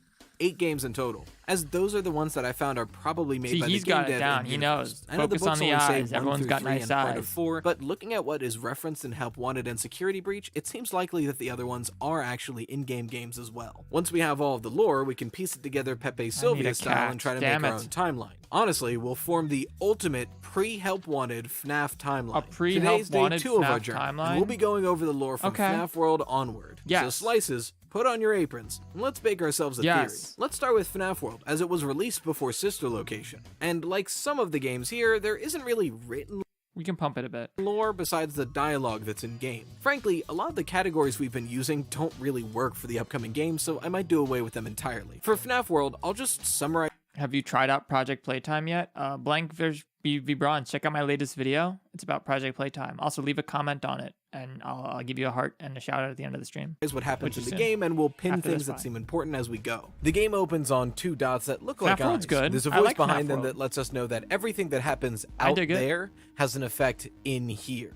It tells us that something has gone wrong, and now it can be seen here. That's why they're here. Fancy. They won't let Green the same thing screen, my dude. Nice. happen to us. They will put us back together. Then a hard cut and we're at the title screen. Yeah, big old pin right there. Whoever is orchestrating what we're about to see had something that happened to them, which is very similar to something that apparently happened to us. They're stuck in FNAF World now, but they don't want that to happen to us. It's also worth pointing out that this text mirrors the text at the end of FNAF 4. Moving on, we pick our difficulty, pick our party, we speak to Fredbear, and then they give us the plot of the game. Also note, doubling down now that this design is definitively Fredbear, which backs up our Nightmare Fredbear point from last video. But if you wait at this text long enough, eventually a Yeah, the glitched glitch. Fredbear will appear, with text that reads, "But you don't really believe that, do you? There's a task for you to complete. You have to leave breadcrumbs for him, to help him find his way." Yep, that is a pin. The plot of this game seems to be that we, the player, original are FNAF World helping was cool too. him to do something. We are leading him somewhere. Yes. It kind of seems like we're helping him move on, Escape. but we're not sure yet. Going on to the next Fredbear location, the glitched Fredbear says, yes, the world beneath the surface world. This is a safe place, a sanctuary. The truth is, there is no safe place. You don't understand that. You were made for one thing. There's a task for you to complete. Before you follow this passage, go back. Find the clock. Definite pin here. This text makes me think that either the text at the beginning and this Fredbear are two separate characters, or they're talking to two separate people. Especially because in the beginning, it seems like they're taking care of somebody. Wait but a now, minute. we were literally made. Did they make us? It's a little confusing. Silverwolf says, I feel like his channel, I really so underrated. His work is so good. Oh, yeah, I wouldn't say underrated. I don't know. People call me underrated all the time too. I mean, Rytos has been doing really well lately. They've had a bunch of huge hits lately, like really big videos. So I think they're getting. YouTube is the kind of place where the videos get the views that they deserve to get. You know, like when my when my views are down, I'm always like, damn, my videos aren't as good, obviously, because if they were as good, they would be getting more views. We then find the clock. Videos are getting lots of views lately, which means they're good. Interact with it and do a very low-bit minigame where we push a balloon boy into a box. That said, a good video, just because a video doesn't get a lot of views doesn't mean it's not good. But if a video does get a lot of views, it's definitely good. The rest of the game follows this formula. A lot Play of the watch game as time. normal, find a clock, do a weird minigame. But when you look at all But you can't get a lot of views unless you're getting a lot of watch time. The algorithm will shut your video down if it's true clickbait and people are just hopping in and leaving. The algorithm will just punish you. the minigames together, though, they start to make sense. We put Balloon Boy in a box, hit 4 buttons, put 4 cup. Are you also going to do an undeniably canon Five Nights at Freddy's timeline by Oof Troop? By the fake Oof Troop? The Oof Troop impersonator from our Discord? No, I have no interest in making my own FNAF timeline. I don't know the FNAF timeline. Cakes into boxes, set a code, Nobody knows. and put a rabbit Nobody into knows the FNAF timeline. Come on. It's how you farm watch time on YouTube. Box. Pin. Pretend. We're not sure why Pretend, yet, okay. but it's very clear that what we're doing in FNAF world mirrors the actions you have to take in FNAF 3 to allow the happiest day to happen. Once all That the clocks that fake Oof Troop. Nah, guys, we're not talking about the actual Oof Troop. All respect to the actual Oof Troop. My admin contacted them when thankfully, because I'm a naive idiot, my admin isn't. And they got suspicious. And so she went to she reached out to the confirmed Oof Troop Twitter account, like, hey, is this actually you, like, joining our Discord and saying all this weird stuff? And they're like, yeah, no, it's not me. And we're like, thank you. And so, yeah, it made so much sense. They were saying the weirdest shit. That's scary to think about, that, like, someone could just impersonate you and join someone else's Discord and, like, be there for a week and you think that you're talking to this person and it's actually some crazy other person who's talking about crazy shit. Yeah. been set, we get access Really to a intense key, stuff. we grab that, we go to this really portal, bad. and we're met with this screen. The same as from the beginning, but now text that reads, we are still your friends, do you believe that? All the pieces are in place for you. Now all you have to do is find them. Rest. Oh my and gosh, then the game 300 ends. likes. Thank you guys so yeah, much for the pin likes. there. I appreciate Once it. again, this seems to be talking to someone else, letting them know that we as the player did our job, and now they can move on, or something. Also worth noting that when you do this ending, you get a trophy that looks like a crying child, so put a pin there too. Before we move on to the other endings in DLC, I wanted to point out a few bits The of real hero of that story was Acrylic.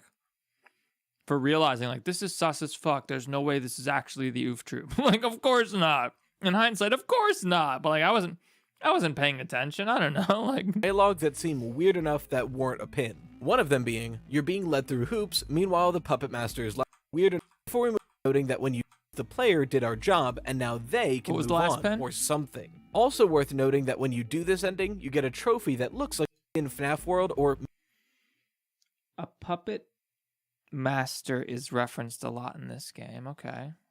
maybe even the creator of FNAF World itself. It's not clear, but it does feel important, and it's Yes, it's doubled theory and tripled times. down later Battle in the of game. the FNAF You are theorists. being pulled on a string for his amusement. The one who pulls the strings is always watching. He allows you to progress. Don't be deceived by the one pulling the strings. This has to be important. It's repeated all the time. Alright, other endings time. If you follow Yeah, no, Fredbear's right. So advice and I play started the game watching as the videos normal recently. on They're great. I love them. easy difficulty, you'll be met with this text box. Congratulations, you beat an imaginary monster in an imaginary game without taking any risks and without finding anything interesting on the easiest possible difficulty. So, great job.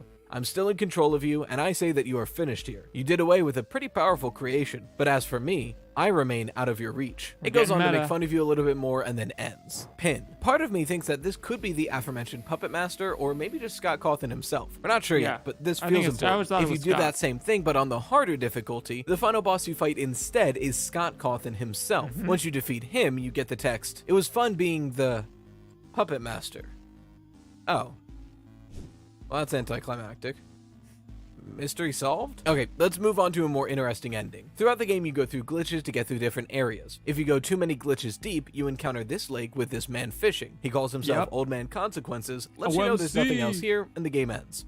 Pin. Because he does feel important, but like I said in my FNAF World video, he feels like an intentional part of FNAF World that just stops the player when they've gone too far. Especially because there's an even more secret ending you can get while here. If you force yourself into the lake, you go one glitch deeper. You fall for a while, and then you're met with this image. Some people think it's an angel, others think it's a figure holding their arms around two other figures in front of a... Yes, this has always been super interesting to me. When I first saw it, I saw it as a figure with their arms around two smaller children, like two people surrounding in mourning, right? But it absolutely could also be an angel, which is such a more interesting approach. Now, here's what's really interesting about this. Look at the right side of the middle person's head. It's like blocked off. But then again, these are shaped similarly too. A TV, whatever it is, it's not clear, but we will put a pin in it. Finally, and no, the Chipper and Sons boss is not lore, and I refuse to What weapon would you have it for an apocalypse? None, I'd be fucked. Such. In the wave of DLC for this game, they added a whole new section where you're playing minigames created by this guy at a desk, and you have to eventually figure out that the real secret boss is Chica's Magic Rainbow, and once you beat her and go back, you're met with this scene where the man at the desk apologizes, says he's made something stronger and out of his control named Baby. The lights go out, we hear this voice line. The show will begin momentarily. Everyone, please stay in your seats. Yep. What a hype moment. And when the lights come back then on, we got Sister Location. Definitely a few pins here. How about this guy at the desk says that he makes Baby, and then Baby proceeds to kill him. He makes Baby. Now, who is this Baby, you might be asking? Let's find out. But before we leave FNAF World, we typically pick a pin that says all the characters in the game, but there's too many in this game. So just pin that there's a lot of characters here, and we'll move on. All right, FNAF World done. Now from one lore mess onto another. Nice. Okay, Sister good job. Location. That was a very also kind of that weird, was a but very most of good the summary of FNAF World, in my opinion. That can be a really dense game that you can get really like stuck in and stuck on like, you know, minutia that doesn't really matter. And I think you did a great job of just like getting through what actually matters in there. Lore is actually just the plot of the game. I'd survive, but I wouldn't want to due to estrogen or lack thereof. Oh, I'm sorry, Phantom. That's a good point. Maybe day 5. Wait a minute. Damn, Raito says dope hair. Yes. I had long hair, but it didn't look like that. You guys saw it in my first face reveal. reveal. Be something that can help. It was like all emo. Thank you to today's sponsor, Manscaped. Hey, shout outs to Manscaped. Okay. Make sure you use my code and not Rye Toast. No, I'm kidding. If you watched his video and you bought it because of him, probably already use heard Rye about Toast. Manscaped, and I'm sure What? all I didn't get a over the internet. 3D But for one. anyone who They doesn't didn't know, give me that shot. Probably already heard about. That's awesome. Micro Brad, thank you so much for your $2 Centipede. Canadian. I like her vids. Thank you so much. I appreciate it. I'm glad you enjoy them. I didn't get this amazing 3D rotation shot. What? That's awesome. I would sell so many more if I had this shot. I will say, Manscaped's products, fantastic. There's a reason I'm 31 years old and look like I'm 15. Manscaped. We already heard about Manscaped, and I'm sure they're all over the internet. But for anyone who doesn't know, they provide some of the best shaving experiences on the market. Starting with the Lawnmower 4.0 trimmer. It's their 4th generation electric body trimmer that is cordless and waterproof, built in. They call it a body trimmer. I use it on my face. It's so convenient. Advanced skin It's safety. the best trimmer I've ever owned. And the LED light on it, you think it's a gimmick? No, it actually is amazing. And the nose and ear hair trimmer. I'd never trimmed my nose hair before. Now I do. technology, travel lock 'Cause I have capabilities, and an LED light for closer and more precise trimming. Something like this will prevent nicks and scrapes, which is something I need. Yeah, out no, it's here, never because cut I me. need to cut myself as little as possible. And that's not all they have. For someone that travels in the back rooms all day like me, they've got plenty of things to make sure that I don't get too swampy down there. Crop Things reviver like and their ball crop deodorant. reviver ball toner and crop preserver ball Yes, deodorant. That I have way, not- even if I'm in the back rooms, I'm not getting too sweaty. Nice. We'll say. And This you was don't a have to great get these ad. things individually. Right now, they have the performance package kit right on the website. Is the face it's not an part of the body? all-in-one Yeah, men's I body guess. grooming kit with tools and liquid solutions for everything down Also, there. their It underwear, comes the with underwear is everything you've very, seen very here. comfortable. The Lawnmower 4.0 Very trimmer, sexy. Crop Preserver According to ball a deodorant, friend Crop of mine. Reviver ball toner, the Magic Mat, and for a limited time, it also comes with 2 gifts: the Manscaped High travel Performance bag. boxer briefs, Yes, the the Shed anti-tape travel boxer bag, briefs and the let me Shed just travel say, bag. I've It's got them sick. on now. My I can Shed travel vouch. bag's right so over make there. sure to get 20% off your Manscaped order and free shipping with the code RYTOAST at manscaped.com. Thanks again to Manscaped for sponsoring today's video. Good read. Manscaped, your balls will thank you. So again, we'll just Yeah, go shout through outs the to plot Manscaped. and the You lore can that also use presents code it Theft and King, pin but you can things also as use we code go. Ride Toast. And then we'll go back for any Ride lore Toast. bits that don't normally appear. So let's get into it. Sister Location was actually the first game And to that's how you know, like, again, like, kids aren't interested in a 35-minute long FNAF lore deep dive. Like, it's older teenagers and young adults who watch our content primarily. feature an entire roster of voice actors, and they really show off with it. It's not just Scott on the phone anymore. They flex this immediately with the opening cutscene. Hello, I played Project Playtime and I lost my progress, all my perks, tickets, and costumes. What can I do to fix this? Probably nothing. The game's in early access, so that kind of stuff's going to happen, unfortunately. You're asking the wrong person, though. You should reach out to Mob Games. They have a Discord, I think. Certain Chat to design Mob. choices that were made for these robots that we don't fully understand. We were hoping that you could shed some He light sped this up. Interesting. She can dance. She can sing. She's equipped with a built-in helium tank. So I wouldn't have sped this up. I would have just cut out the silence between each word. But this works too. Right at her fingertips. She can take song requests. She can even dispense ice cream. This cutscene's With all awesome. due respect, those aren't the design choices we were curious about, Mr. Afton. Now that was so hype when that first happened, when they first dropped Mr. Afton for the first time. That was the first time he's been named canonically in any game. It was so hype, but then we got Sister Location, unfortunately. I played Five Nights at the Krusty Krab Chapter 3, and I'm stuck on Night 4 because Hammerhead is such annoying. I'm sorry to hear that. Now, there's a few things of note here. First off, we get the name Mr. Afton.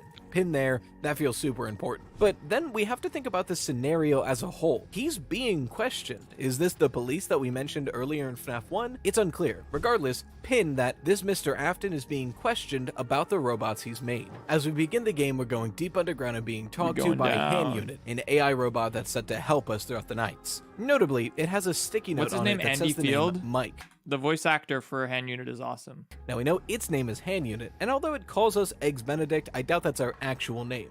So there's a chance that that's the protagonist's name, but for Yeah, now, no, I choose to believe that the protagonist of Sister Location's name is Eggs Benedict. that the name Mike is notable. We enter a vent, and while we're there, we hear that as Freddy Fazbear's Pizza shut down, these robots open to fill that void. So pin that this takes place after Freddy Fazbear's Pizza has been shut down. As we play, we learn that this game takes place within an underground bunker. Pin. And the main animatronics we see are Funtime Freddy, Funtime Foxy, Ballora, and Circus Baby. Pin there as well. In between nights, we sit in this living room and watch a TV show called The Immortal and the Restless. Not sure if it will be important yet, but it feels weird enough to pin it. Moving on, later in the second night, the power goes out and Hand Unit shuts down. While Hand Unit is gone, Circus Baby begins to talk to us. She lets us know that we are in danger as long as the power is out and we should hide under the desk to keep ourselves safe. But notably, she mentions that someone who worked here before was the one who built this nook. So pin that we are not the first people to come down here. Also, while we're hiding from these little bitty babs, they say the lines, "Is it the same person?" and "She's watching us." That's sus, pin there. Once the bitty babs leave, Circus Baby warns us that Hand Unit is wrong about the next room and tells us what we actually have to do. We follow her advice, we survive, and then we get to the breaker room, and here's something really interesting. Sure, there's this minigame where you're avoiding Funtime Freddy while resetting the fuses, but get a good look at this breaker room map. At first, this makes sense. Everything with bold lines is where we currently are, and there's a gray dot that represents each animatronic. Right. We've got one for Funtime Freddy, Ballora, Funtime Foxy, and Circus Baby. But notice there's 3 areas with faded lines and distinct maps with their own respective dots. Does it look familiar? Yes. It should, because this top right diagram is an exact replica of the layout from the gameplay of FNAF 4, along with 4 dots for those animatronics. Yeah. Nightmare Bonnie, Nightmare Chica, Nightmare Freddy, and Nightmare And then Foxy. this one down here, is that the hallway from the minigame, or is that Even more so, on the top left side, there's an exact replica of the layout of the FNAF 4 cutscenes. We see the 4 Yeah. rooms of the house, the street to get to the restaurant, and 2 gray dots for Fredbear and Spring Bonnie in that restaurant. This is crazy. And the bottom left is a little confusing, but it does look very similar to the hallway we play Fun with Plush Trap That's in. what I was thinking too. It could be the hallway you play Fun with Plush Trap in. And that gray dot right at the end would be Plush Trap. There's 4 more dots in here, which is a little confusing. Now That's terrifying to think that there's 4 more animatronics in each of those rooms. Why? Later, Phantom. Thanks for dropping by. Everyone go check out Phantom's new SCP wiki. No, everyone should not watch it. Adults, go check out Phantom's new tale on the SCP wiki. could be the Halloween You can update link it if you characters, want, but it's unclear. Phantom. But we know at least for a fact that Sister Location and the FNAF 4 areas Just put a are warning that it's for intrinsically adults. linked. So big old pin right It's there. not, like, It also inappropriate, seems but to be it's- implying that FNAF 4 wasn't a dream, or at least it took place It's in safe some for work, manner. it's It just also not, seems you to know. imply that the FNAF 4 house we see in game and the Oh, house we it's see not out in yet, the okay. cutscenes are actually 2 separate locations. So put a pin in there as well. The rest of the night is mostly uneventful, and the beginning of the next one is as well, until you're presented with a choice to follow Hand Unit or go back to Circus Baby Gallery. If you Have go ever to the played Binding Circus of Gallery, Isaac? climb under the Yes. desk and close. I'm the master of the Binding of Isaac. I think I have every hard mode. Until I haven't played the latest expansion much, but I have, prior to that, I had every hard mode check mark, posted mark. Close the door, and wait. Circus Baby tells you a story. It's kind of long, but it essentially boils down to she was only ever used once. When she was there, Got it, there was Phantom. kids Thank coming in and out of the room. Nice. She Have a good smelled one. great. There was glitter. It was a party. And then You have Golden she God. was alone Wow, sick. with one girl. And without her wanting to, she automatically did something that caused I agree, I like screaming, Gungeon more and than then when the Isaac. other kids came back, it was drowned out. Something happened, and it sounds like she maybe killed that girl, and she's not sure why. We can actually get some more context for She this to make a definitely more killed the girl. succinct pin with something I haven't mentioned up until now. Before every night, we actually That get whole one section more about bit how of dialogue. Baby's always acutely aware of the number of kids in the room with her, and that she has this programming inside her that's designed to like make note when there's only one kid around and to scoop them, snatch them. And the way that like William tried to keep Elizabeth away from Baby all the time because he knew he was the one who deliberately coded her to do that. It's so creepy. Jack the Cat, hello, nice for dropping by. Thanks for dropping by. A little girl talking to her father. In order, they are Daddy, why won't you let me play with her? Yeah, see? Daddy, you let the other children go see her. 'Cause I want them to Why die. I won't don't want let you to me die. go? Daddy, just once let me go play with her. She's so pretty and shiny. Didn't you make her just for me? Daddy, she can make balloons. Have you seen her make balloons? Oh, Daddy, let me go to her. Creepy. Daddy isn't watching. And then, at the end of night 5, we get Don't tell Daddy that I'm here. I wanted to watch your show too. I don't know why he won't let me come see you. You're wonderful. Where did the other children go? So, apparently, Why are whoever they made British? these robots Why are they British? I will never understand why the Aftons were made British. It is a very perplexing choice on Scott's end to make the Aftons British. Enter the Gungeon was Steph King's first ever stream. Yes, it's very true. I don't think anyone in chat who was there in that stream. I'm not sure. Not many people were there. presumably a Mr. Afton from the first cutscene, had a daughter who he explicitly did not want to play with them. But she did anyway, and possibly she was the one that was She got killed by Circus scooped. Baby. But we're not making conclusions She got yet, baby so we'll scooped. just pin that She a got Mr. clawed. Afton had a daughter that really wanted to play with Circus But what Baby. Rytoast is doing is he's presuming nothing, which is a very, very good way to do this, to be like, yeah, we're not assuming anything. Like, I'm willing to say, yeah, the girl got scooped. She's the girl in the cutscene. We see it in the cutscene. It's like we know what happens here. Rytoast is doing just like no, like we're not, no assumptions, which is a very cool way of doing this. Baby, and Circus Baby killed a girl when she was all alone.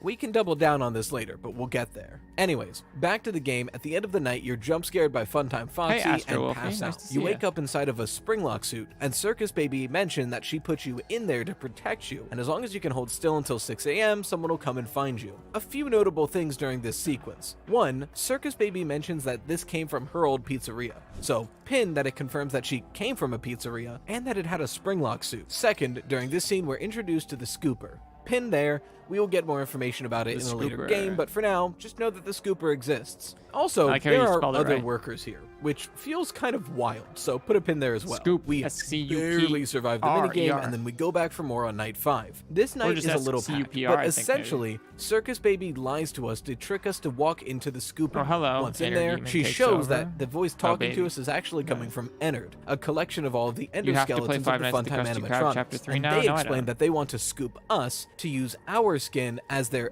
exoskeleton so they can leave this bunker and live amongst normal people. We get scooped, it shows our silhouette with robotic eyes, and the game ends. Big ol' pin there.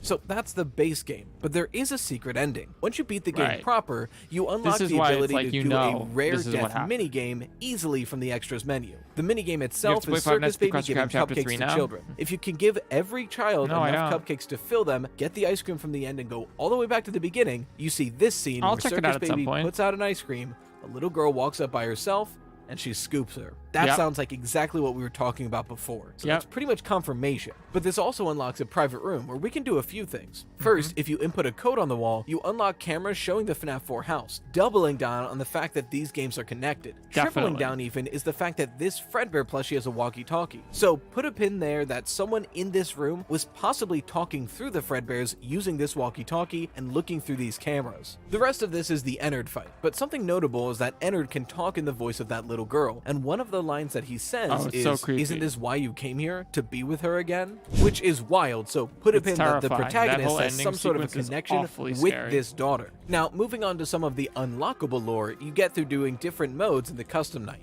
The first set of cutscenes you unlock is seeing the skin suit walk throughout its day and slowly get more and more decayed until eventually the body around it fully decays and it has to eject itself into the sewers. Put a pin there that their plan eventually doesn't work. But we do see after Circus Baby says, "You won't die" several times, the skin suit resurrects itself and gets the same glowing eyes that the FNAF 1 animatronics had when they showed possession. So put a pin that it seems like this protagonist just possessed himself, which is crazy. The other unlockable cutscene is actually a monologue that gives us a lot of lore. So I'm going to play the whole monologue, slightly sped up and with the pauses cut out, so you can get the whole chunk, and we'll talk about pins after. Father, it's me, Michael. I did it. I found it. It was right where you said it would be. They were all there. They didn't recognize me at first, but then they thought I was you. And I found her. I put her back together, just like you asked me to. She's free now. Something is wrong with me. I should be dead, but I'm not. I've been living in shadows. There is only one thing left for me to do now. I'm going to come find you. I'm going to come find you. Okay, so a few pins here. First, the protagonist of Sister Location's great name cutscene. is Michael, and he's talking to his Second father. favorite, because your favorite is Henry killing the end of FNAF 6, right? That's the best. But that's second best cutscene in FNAF. I could see that. Who told him to come Yeah, down exactly. here and put her back together. He did, but he also didn't. And then he died, but he also didn't. So he then swears that he's going to come and find him. Pin. And finally, it's heavily implied through this cutscene that Springtrap is actually the father, as we see him rise out of the ashes of the Fazbear Frights attraction. Pin there. We can also start making conclusions about who is who, but we'll save that for the third video of the series. For now, let's day's move been on to good. Scott Games teasers. As far as pictures themselves, it's mostly just cool images. Granted, we see Ennard saying there's a piece of me in Exactly, Basil Smells. I really like this video because one of the things that I do when I make a video, and to be fair, when you reach the size of someone like MatPat, you don't actually need to do this. You can rely on your audience knowing what's up. But for me, that's something that's really important is like, I make my videos with the understanding that like, hey, if this video goes like viral and trends and 1 million people see it or 500,000 people or whatever gets popular, a lot of those people probably aren't going to be acutely familiar with FNAF, you know, like my Poppy Playtime videos about the controversy, or my Afton build video, or like, you know, any of my videos that have succeeded and done really well, my Baddington FNAF VHS video that I did recently, my Walton Files video. These are videos. My Choo Choo Charles review actually is similar. Doesn't have the high view count because it's a brand new game, you know, still niche, you know, with a niche audience still. But like,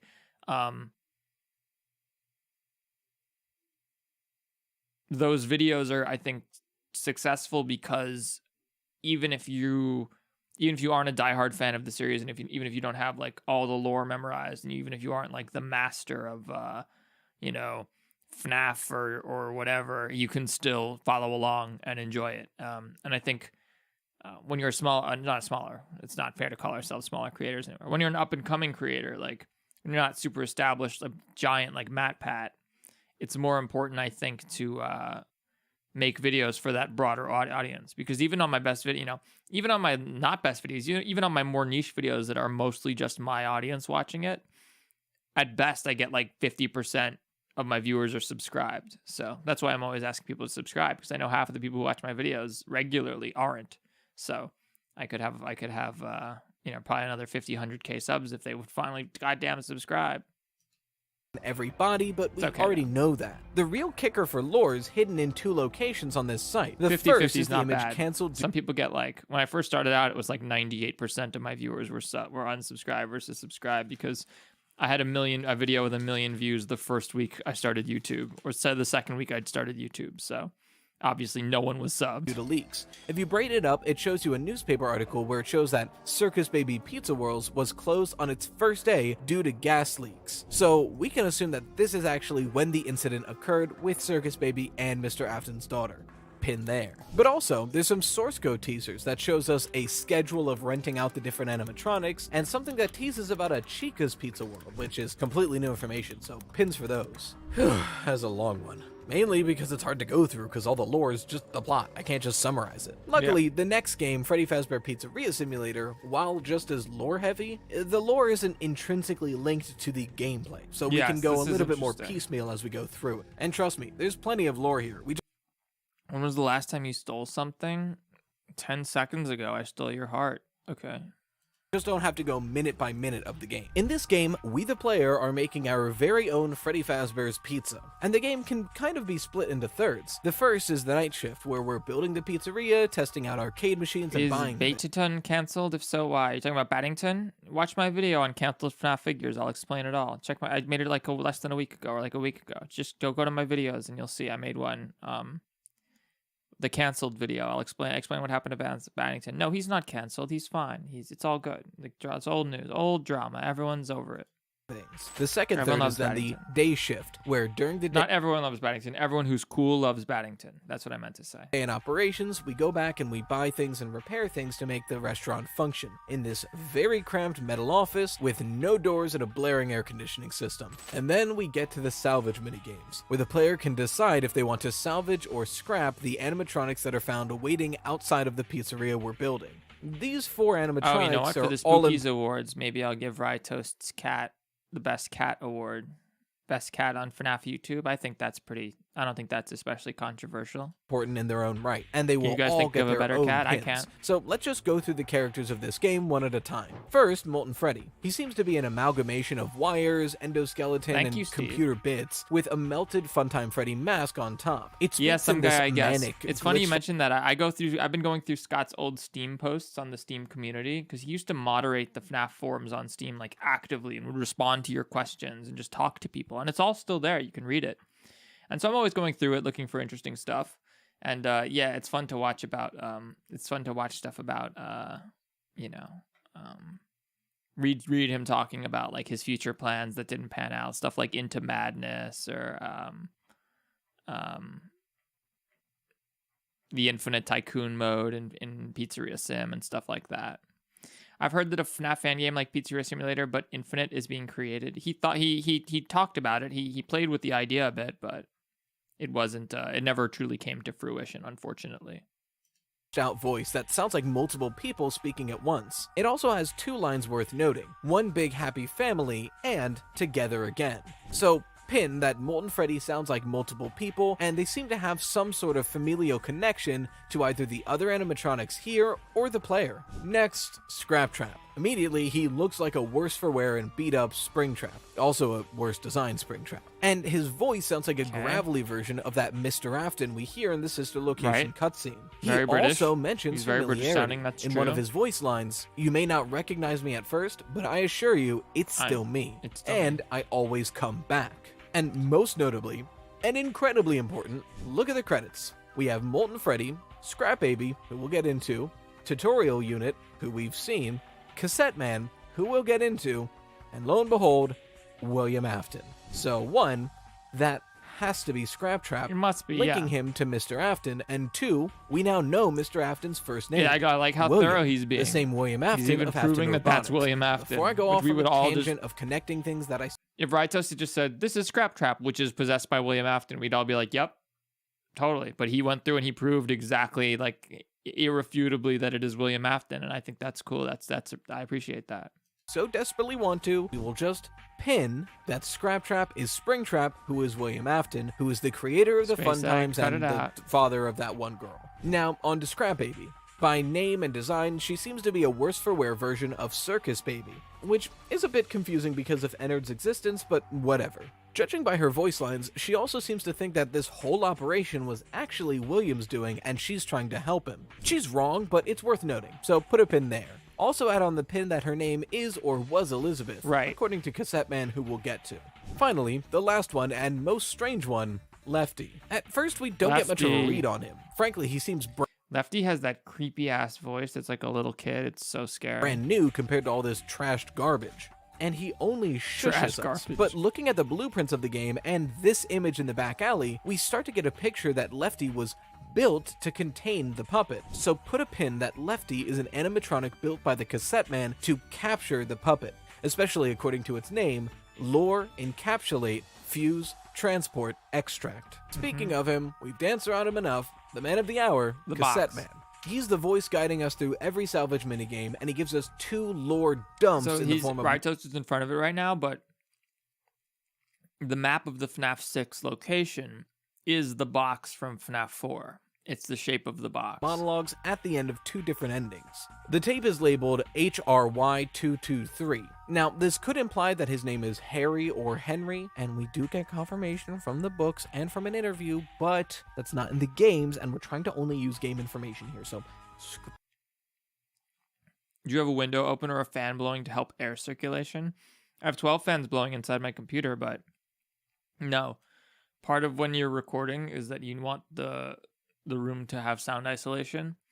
It's like I've got foam padding up everywhere, and if I had a fan going or a window, that would add it would increase the noise floor and it would make it harder. So put that aside. I'm totally don't comfy use with it. For now, all we know is his name is It's Cassette freezing Man, cold here in okay? New York City, He gives so- us a lot of lore, but I'm Do you like Metallica? Have you seen my video about Gay Foxy? That'll answer your question.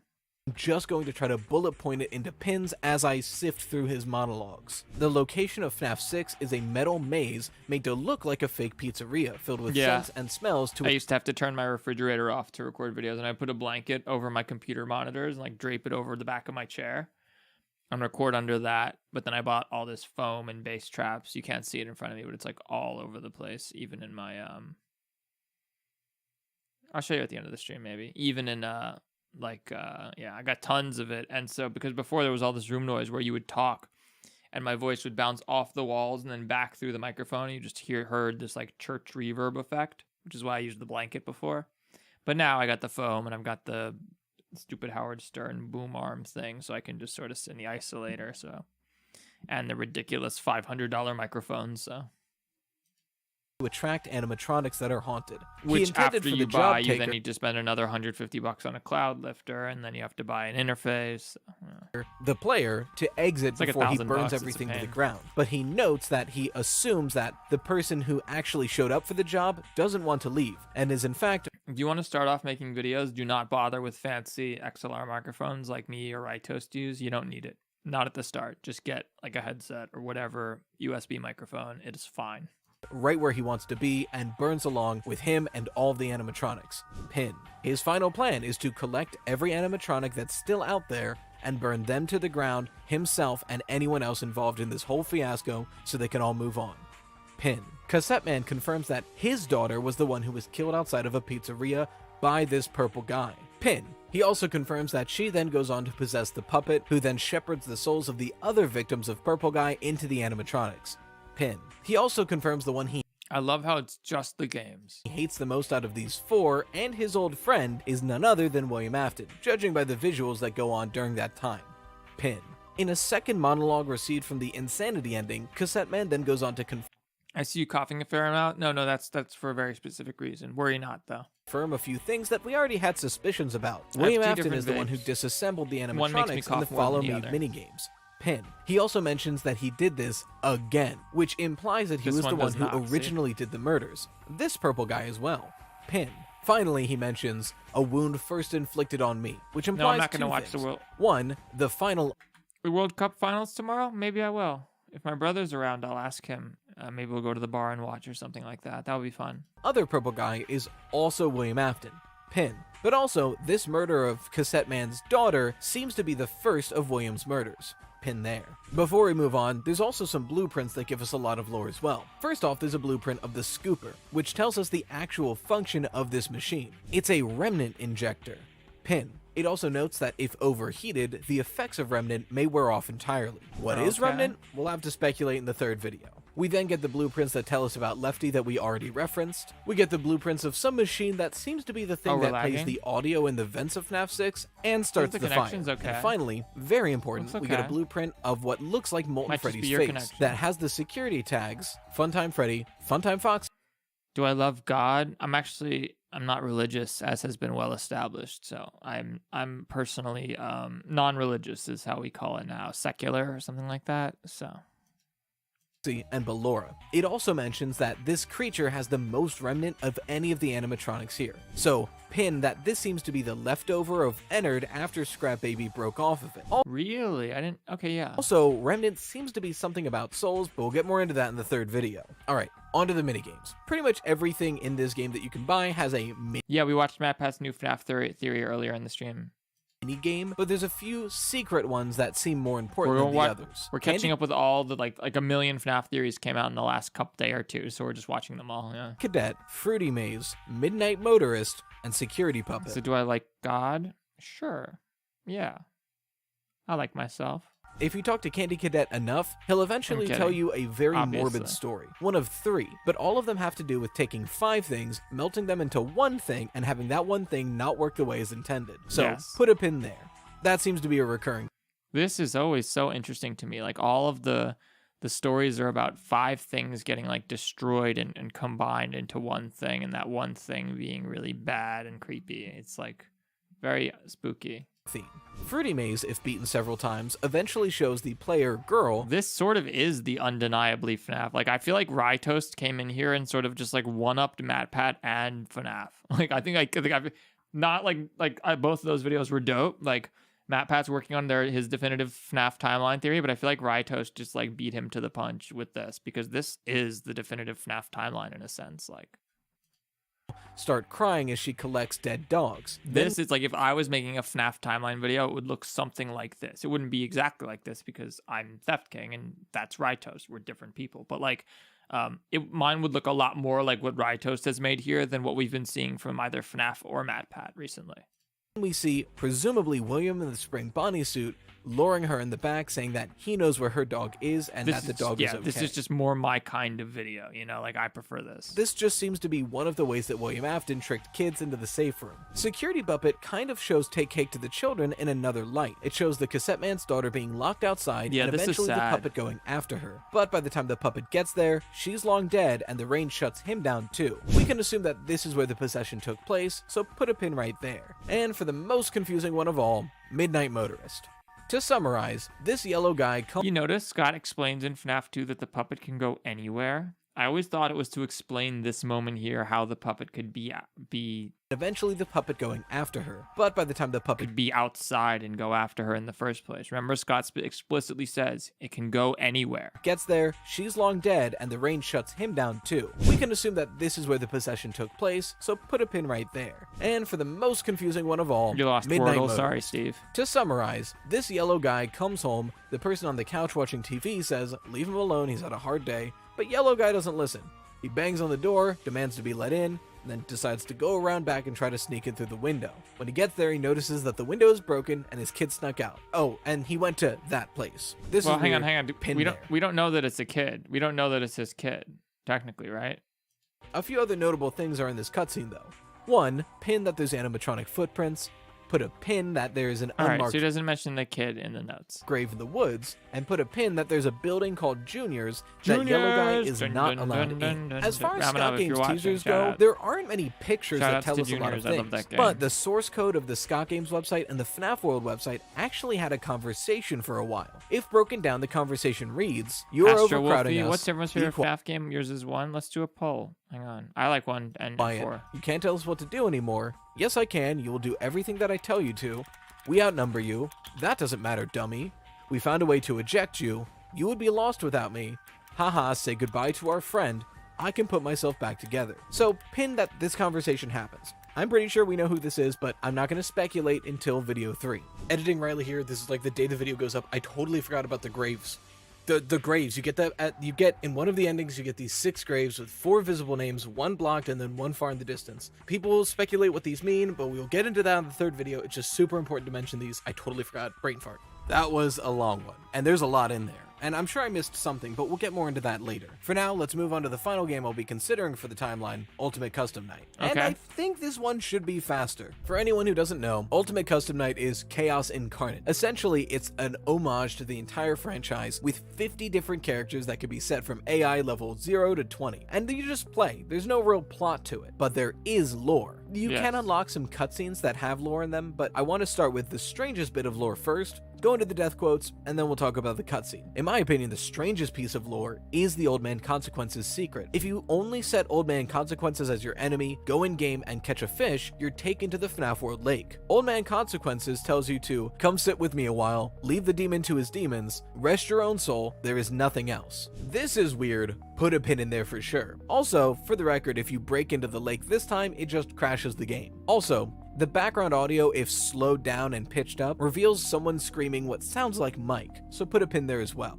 Now onto the death I want to hear quotes. that. There are a lot of them, and not all of them are important. Frankly, some of the ones I've picked out might not be important, but I went and picked out every death quote that could have lore in it, Oh, I and love we'll these. just pin These are each awesome. one. These are so scary. But not by you.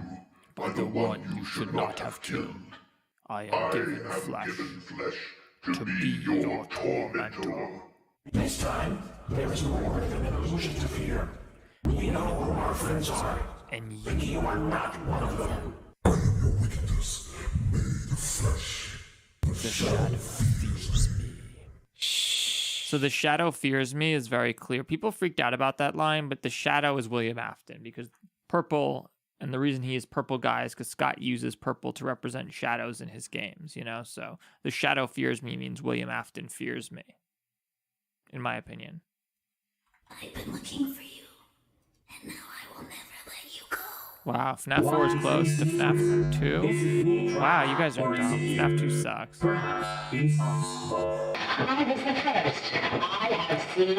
That line, what is this new prison? Is it me trapped or is it you? Perhaps it is us both. Withered Bonnie's such a good line. Looking for you. And Lefty's so scary. Listen to Lefty. I've been looking for you, and now I will never let you go. Oh, I didn't realize. What is this new prison? Is it me trapped, or is it you? Perhaps it's us both. I was the first. I have seen everything. I have seen the one you should have killed. Greetings from the fire, and from the one you should not have killed. He's here and always watching. The one you shouldn't have killed. The others are like animals, but I am very aware.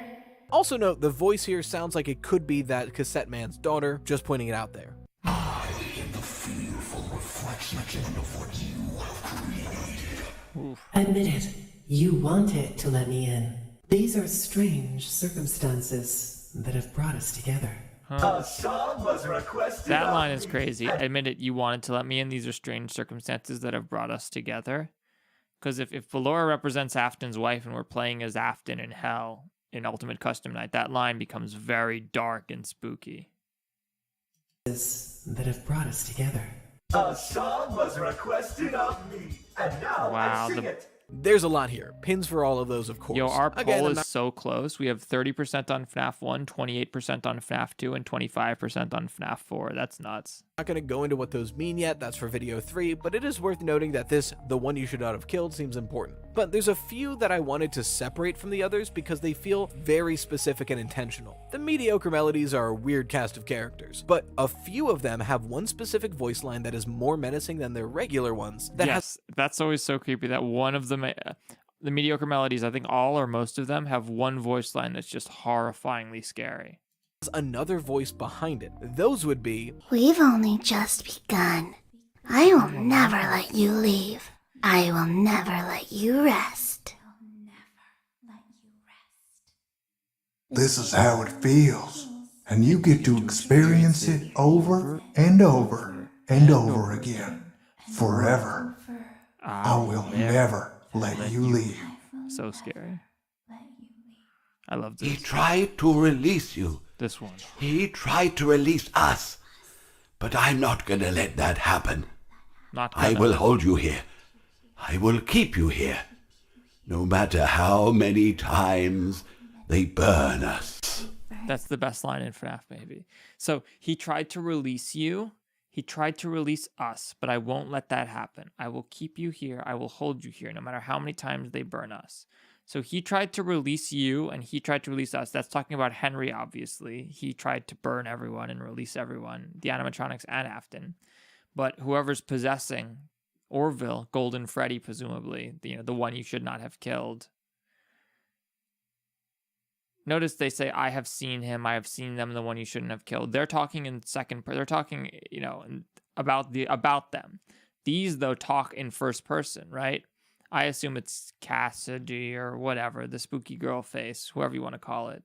The one who the vengeful spirit, who is still trapped and refusing to move on, refusing to let the animatronics move on, and refusing to let even William move on.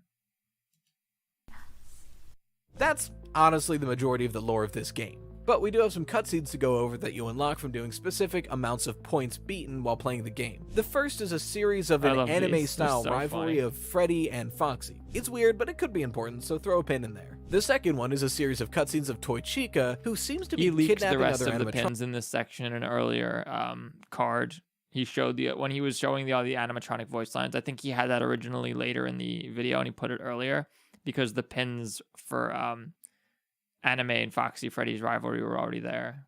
Stealing something from them and saying, he'll be mine by the end of the day. This could mirror William Afton? It's hard to tell. Put a pin there. There are two more important bits of lore in Ultimate Custom Night that didn't really fit anywhere else. One, rarely in the vent right above your desk, you can see this face.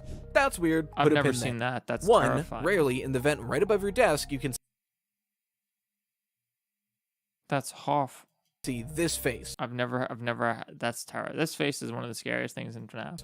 That's weird. Put a pin there. And finally, if you somehow get as many points as possible in this game, you're rewarded with this cutscene of a glitching, twitching Golden Freddy slowly fading off into the distance. Put a pin there. That was a lot. I always took that to mean that Golden Freddy was no longer possessed or whatever, and that they're giving up and that they're moving on and going to heaven, which is why the security breach ending where they're like, oh, it's, with the blob and whatever, it's the souls of the crying children came back to save them again. I always thought that was like a literal Deus Ex Machina, like a god from the machine, like some sort of angelic force of the dead children who had been put to rest, returning to the world and possessing the blob to destroy Afton and save Gregory and Glamrock Freddy. But now, with everything we know, I find that theory very unlikely. It's over. But I think we're done with gathering lore, at least all the lore that I could find. So let's FNAF piece 1 together wins. all the lore we Impressive. have now and try to make this timeline. which will be in next week's video. But I have a job for you, so don't leave yet. Already on last week's video, some kind folks in the comments were pointing out some pieces of lore that I missed. So if you find anything in these videos that I forgot to mention from the games or Scott website that seems important, let me know. And please in the comments, specify if you're okay with me shouting you out. Essentially, the beginning of the next week's video, I want to just do a speed round of everything that I missed so we have all the lore possible. I'll just probably be shouting out the first person I find who says something that I missed. So, this thing was said by this person, this thing was said by this person, so on and so forth. But again, that'll have to wait till next week, because look at the length of this video already. By God, I am one person. I cannot make any longer of a video in 1 week. But that's all for now. So if you haven't...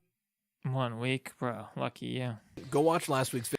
Oh, imagine, look at my video. Like how many, I made so many videos in the last 2 or 3 weeks. It's insane. Video on the lore, or if you're from the future, continue on the playlist and continue to part 3. But for now, let's thank the wonderful patrons of this channel, the Toasted Slices. Thank you, Emberisk, Zenith, Raven Eris, Charlie Bean, Lovey Puppy, Stormachow, Just BKZ, Chickpea, Isle, Lola Fembo, The Viper 26, all right, let's do James, our shout-outs. and Loose Harriet. And until next time, as always, stay toasty. Let's do it.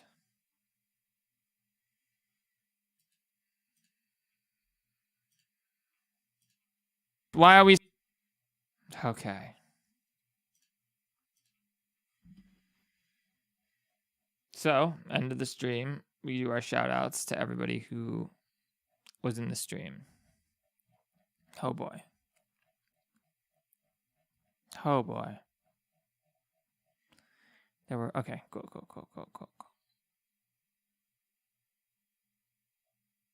How did you hide the UI in the game? I hacked it. This is... Do not buy this game, all stuff, and you should play it. It's free. Of course. If you buy it, you got scammed. Because it's free. Duh.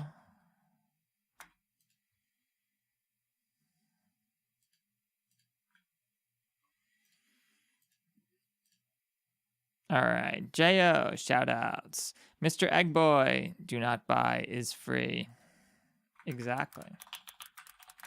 If you bought it, you got ripped off. You got scammed. Hugo, shout-outs. Thank you so much for being here. There's your heart. J.O., you're in stream. You're Dr. Mario. Excellent. Blazin Nielsen, shout-outs. 4244, shout-outs. Thank you so much. Pixels YouTube, shout-outs to you. Thanks for being here. RoboPlant, 3986, shout-outs to you. And Andrea Rogers, thank you. Shout-outs. Block Warrior, always good to see you. Not sure if you watched the animation with Laura yet, because that one stream got private and I didn't watch it. Also, sorry to ask you to watch my animation, getting annoyed. No problem. Just not today. I gotta get the stream done. Sorry. Next time, though. Aid Animation, thank you so much for your super chat. Watching stream, I appreciate it. Pablo Raul Pereira, thank you so much. Shout-outs. Change Fanatics, 2 streams 2 days in a row. Nice. Yeah, weekend streams. Weekends are the time to do streams. You know how it is. You all know how it is.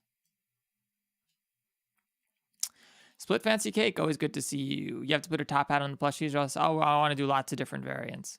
Astro Wolfie, always good to see you. Thank you so much for dropping by. Your Mom and Me, thank you so much.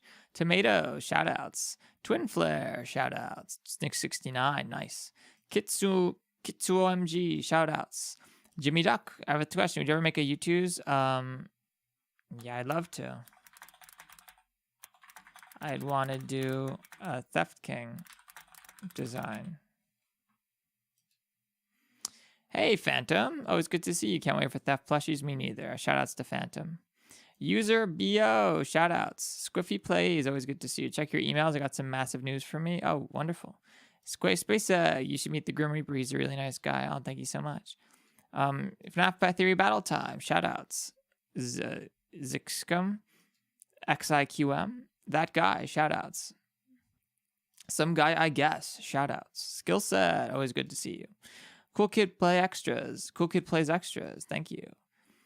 Thank you for coming by. Shoutouts to you. I'm a Lemon 1010. Shoutouts. I'm a Box 640. Shoutouts. Dip Girls 9407. Shoutouts. Thank you so much. Thank you so much for... Yeah, guys, if you guys want to watch my latest video, that's ideal. And just open it up. Oh, in a new tab. YouTube knows if you don't watch it in a new tab. So open it in a new window. and just right-click the video and hit loop on every device in your house and just keep playing the video. It's the best way to support me, other than giving me your money. But you don't have to do that. I'll make sure you like the stream before you leave, though. Likes help a lot, and those are really easy, and they're totally free. How many likes do we have? I haven't checked. Wow, 350. That's awesome. Thank you so much to the 300. Congratulations, whoever got 350th liker status. Maybe we can get 400. Nah, I doubt it. Random Nobody, shout outs. Tallest Cafe, always good to see you. I'm doing well. How about you? Arcane the Squirrel, shout outs. Love your profile. Hi Theft. Hi Joel. Nice to see you. Fallout New Vegas stream soon. I kind of was in the mood to play that recently. I don't know why. Steve, shout. You know the server you can't. It's not being paid for at the moment. I don't think. Hello. Oh my gosh, someone super chatted this late. Thank you so Off much. topic. Opinion on Thomas the Tank Engine. Thomas is sick. Thank you so much for your $3 Australian, Andrew the 14XX. Yeah, no, Thomas is dope. I saw Tom Scott and Friends' awesome video about why this show is darker than you think. Fantastic. But yeah, have you seen my Choo Choo Charles, Thomas the Tank Engine video? I can't show it on stream because I'll get copyright claim, but how am I doing, Killer's Farge? Good. We're just finishing the video. Doki, you've had the video on repeat for 6 hours. I love you. You're the best. All right. Keep going. Ruthless Puppet, shout outs. The stream description, yeah, whatever, it's fine. Emerald the Fox, shout outs. A few questions regarding Laura Fnaf. What happened to the Fredbear suit? My theory is it's the G Freddy suit. You use the death coin on Golden Freddy and UCN, you die by Fredbear. That could be. Why is Afton and Springtrap in UCN? Just because they both need to be there for... Everyone's there. That's the whole point. Who the fuck made DJ Music Man? Not Fazbear Entertainment. That's too broad. They could have made him, right? Opinion on Beyblades? Gotta let it rip.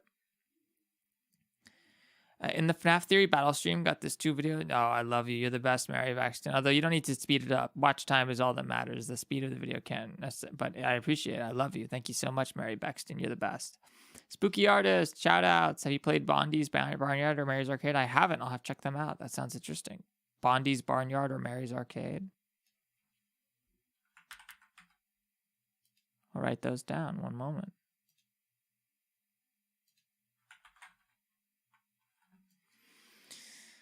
All right, Spooky Artist, thank you. ZSPL, thank you so much. Kayobano, shout outs. Paul Bear, always good to see you. Where'd you get your donuts? I can't say, but very good. Somewhere in Brooklyn. 05 Council Member 64, have you ever heard of play SCP The Endurance? I've heard of it, yeah. I'll have to check that out. That sounds cool, actually. I'm a big SCP fan and a big FNAF fan. Oof Doop, are you going to stream the FNAF DLC? Yes, of course I am. Kitsu OMG, is Tomato good? Yes, I'm not a tomato fan myself, but if you could make Choo Choo Charles any other color than red or purple, would you make him white? No Lesside, shout outs. Or Noel's side, or No Lesside? Brownie 4416 was on stream. Not a half question of what music genres, artists do you like? A lot of post-hardcore.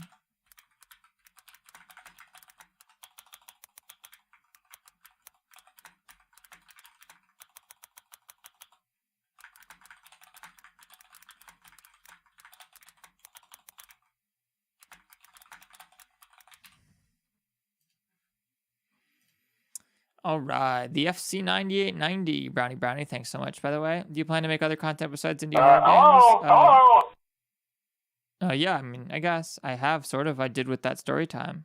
Type posting about past it helped me quit stuff. Oh, Microbrad, I'm so glad to hear that. Thank you so much for your $2 Canadian. That's super generous of you. I was nervous to post that video. I'm glad that it's played out well and that, you know, it has gotten a good reception. I wish they didn't stop running advertisements on it. That sucks because I could really use the revenue, but that's why you're all going to buy the theft plush, right? No, I'm kidding. You should though. Star in 7455. What if Baby and Charlie together are patient 46? Possible. The Cabal. Shoutouts. What do you think about the map path theory? It was interesting. It was all right. Not my favorite. User, you're saying download the game with VR bugs and don't buy stuff? Yes. Stay hydrated. I can't believe Matt Pep put me in a video. It's truly yeah, that was epic, dude.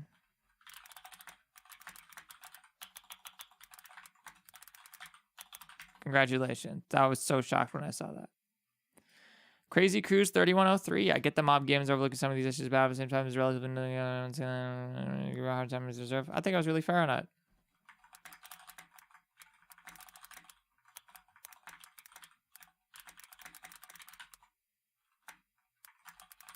Anything in particular?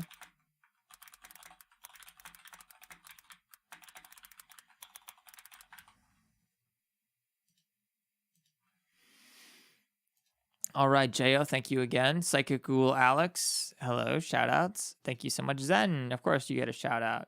Paul Bear, shout outs. I can't tell you. Hugo, shout outs. Psyops, shout outs. Professor Ryo, we will try to use our money to donate to them to fix bugs.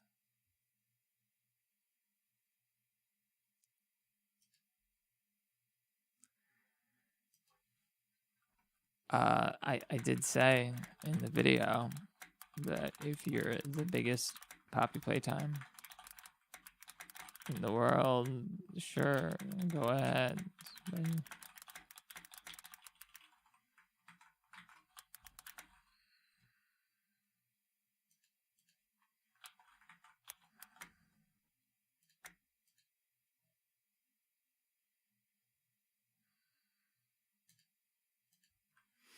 Me like giraffe. Being sick with the flu and studying for midterms is a form of hell. That does sound like hell. Thank you so much for watching.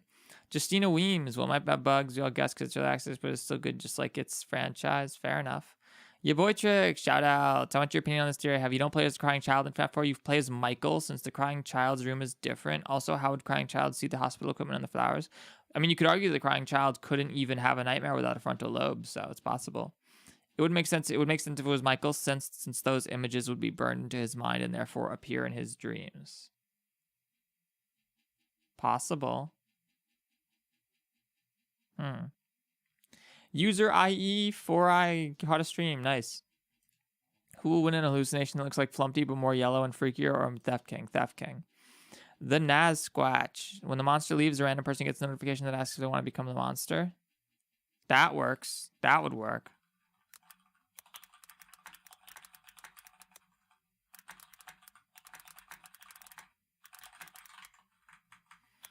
I liked Hello Neighbor too, guys. I played it last night. I actually liked it. I thought it was good. Like, I actually thought it was good. All right. Final refreshes. Marcio Hack, always good to see you. Henry was not a good person. He trapped the puppet, which, by the way, is his daughter, into a suit that shocked him and burned him alive. You mean her? He also burned Michael because he assumed that he wanted to die. And look at the job that was not intended for Michael. So, yeah, true. If you want to know more here, the channel, not real name, not at all. Chica, that's a good point. Chica referring she was the first could also mean that her ghost was the first victim. Your theory about William reason for using Remnant was cool, but to implement, there is also the side benefit to make him immortal. I hope you like. Have a good night. Merry Christmas, Death King, folks. Thanks so much, Marcio. Hack, always good to see you. You know, doctor's the best. No wonder how he'll become a doctor. Thank you so much, J.O. Rain Lupine, you were in the stream? Thank you. Slime King, shout outs. What's your favorite FNAF game? FNAF 1. Oh, thank you so much. Nico Cortez, shout out. Scorching Pie, you see the new Uo and Oo you made for the Discord? No, I didn't. I'll check them out after the stream. Grass Juice, epic stream, love your content. Oh, thank you so much, Grass Juice. I appreciate it. J.O., oh, I appreciate that. Skill set, I somehow did and did not understand it. Fair enough. Deathbox, shout out. Did you hear about the FNAF movie cast from Daco stream? I did. Chicken Gang, 67.97. I was in the stream. There was way too much lore to keep up with. Other than hope you have a wonderful rest of the day. Same goes to everyone that's watching the stream. Any art ideas? You should draw Theft King, Chicken Gang. Killer's Farge Stone Knight. Can I get a shout out? Yeah, shout outs to Killer's Farge Stone Knight, Lord. I swear YouTube is messing with me. My new vid was not copyrighted last night, but now it is. Can you watch my FNAF vids disclaimers? It's not copyrighted. It's cringe. I'm watching stream too. Also, questions. Do you like Johnny Cash? I can't watch it right now. I'm ending the stream, but maybe next time. Thank you. Thank you, though, Alex does random stuff. Zane the Man. I love the Choo Choo Charles dance and the deleted scene video. Oh, yeah, the Charles and the playtime. That's a fantastic video. Everyone should go watch the Choo Choo Charles. I don't get money for that one either, though, so make sure you keep this one playing on loop. That's how you can best support me. Let me see if anyone's watching it. Oh, yeah, we are getting a little view spike. I mean, it ended, but I need you guys, if you guys keep clicking this, keep this video going, keep that watch time going. Am I doing that? Shit. There, now I'm doing it too. Make sure the video's playing. Freddy Frostbear, shoutouts. Doki Doki, always good to see you. Shoutouts, hello. Dark Dash 0257, looking forward to the plushies. Yes, oh, I'm so glad. Please buy them. I really want to make more. They're so cute. Project Playtime is really just a game for fun with friends in order the situation kind of sucks. Yeah, exactly. Okami fan, fun hanging out with you, Theft. Also, I think Skip should be the FNAF cat of choice. Ooh, yes, fair enough. Puro from Changed. My name is Walter Hartwell White, and I'm rapidly approaching your current location. Wonderful. Irregular Guys Among Us. Shout out. Skill set. If I somehow never catch a stream again because of my trash sleep schedule, enjoy your Christmas. Nah, you'll see a catch another stream. You too, though. 05 Council member. Me and the other 12 original devs are making an official SCP video game. What do you mean original dev? Oh, what do you mean the other 12 original devs? Original from what? We do not know when it'll come out, though, or if it'll come out. All right. Zayden the Man. Have you played Containment Breach? Yes, both. But I can't run Containment Breach on my computer. It's too new. Paul Bear Funko Pop, have you seen the FNAF movie cast? Yes, I have. I don't really know most of the people. I'm not a big movie buff, so I'm not that familiar with them. Stop posting about Baller. Do you watch Blark and Son or movie? No. J.O.'s Victorial, yeah. J.O. plushie is going to come out in 6 days. Nice. Alex, thanks so much for making good content. You're my favorite YouTuber. Also, how can I get more subs? Make better content. Make lots of good content. That's all I did. My asshole burns. Just joined the stream. What did I miss? Well, we just watched a bunch of stuff.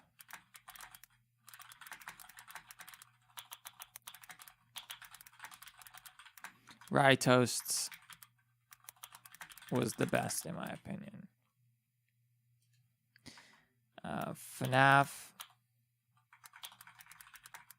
Matt Pat, and Rye Toast.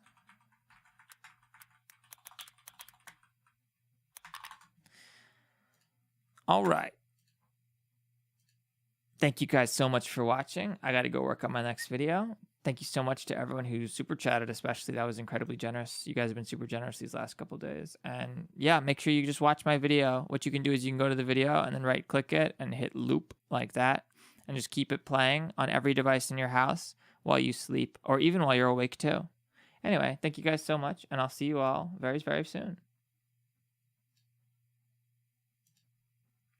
All right, ending the stream, and the stream, and the stream. They've spent a small fortune on these new animatronics. Shout outs to Space Egg for the egg.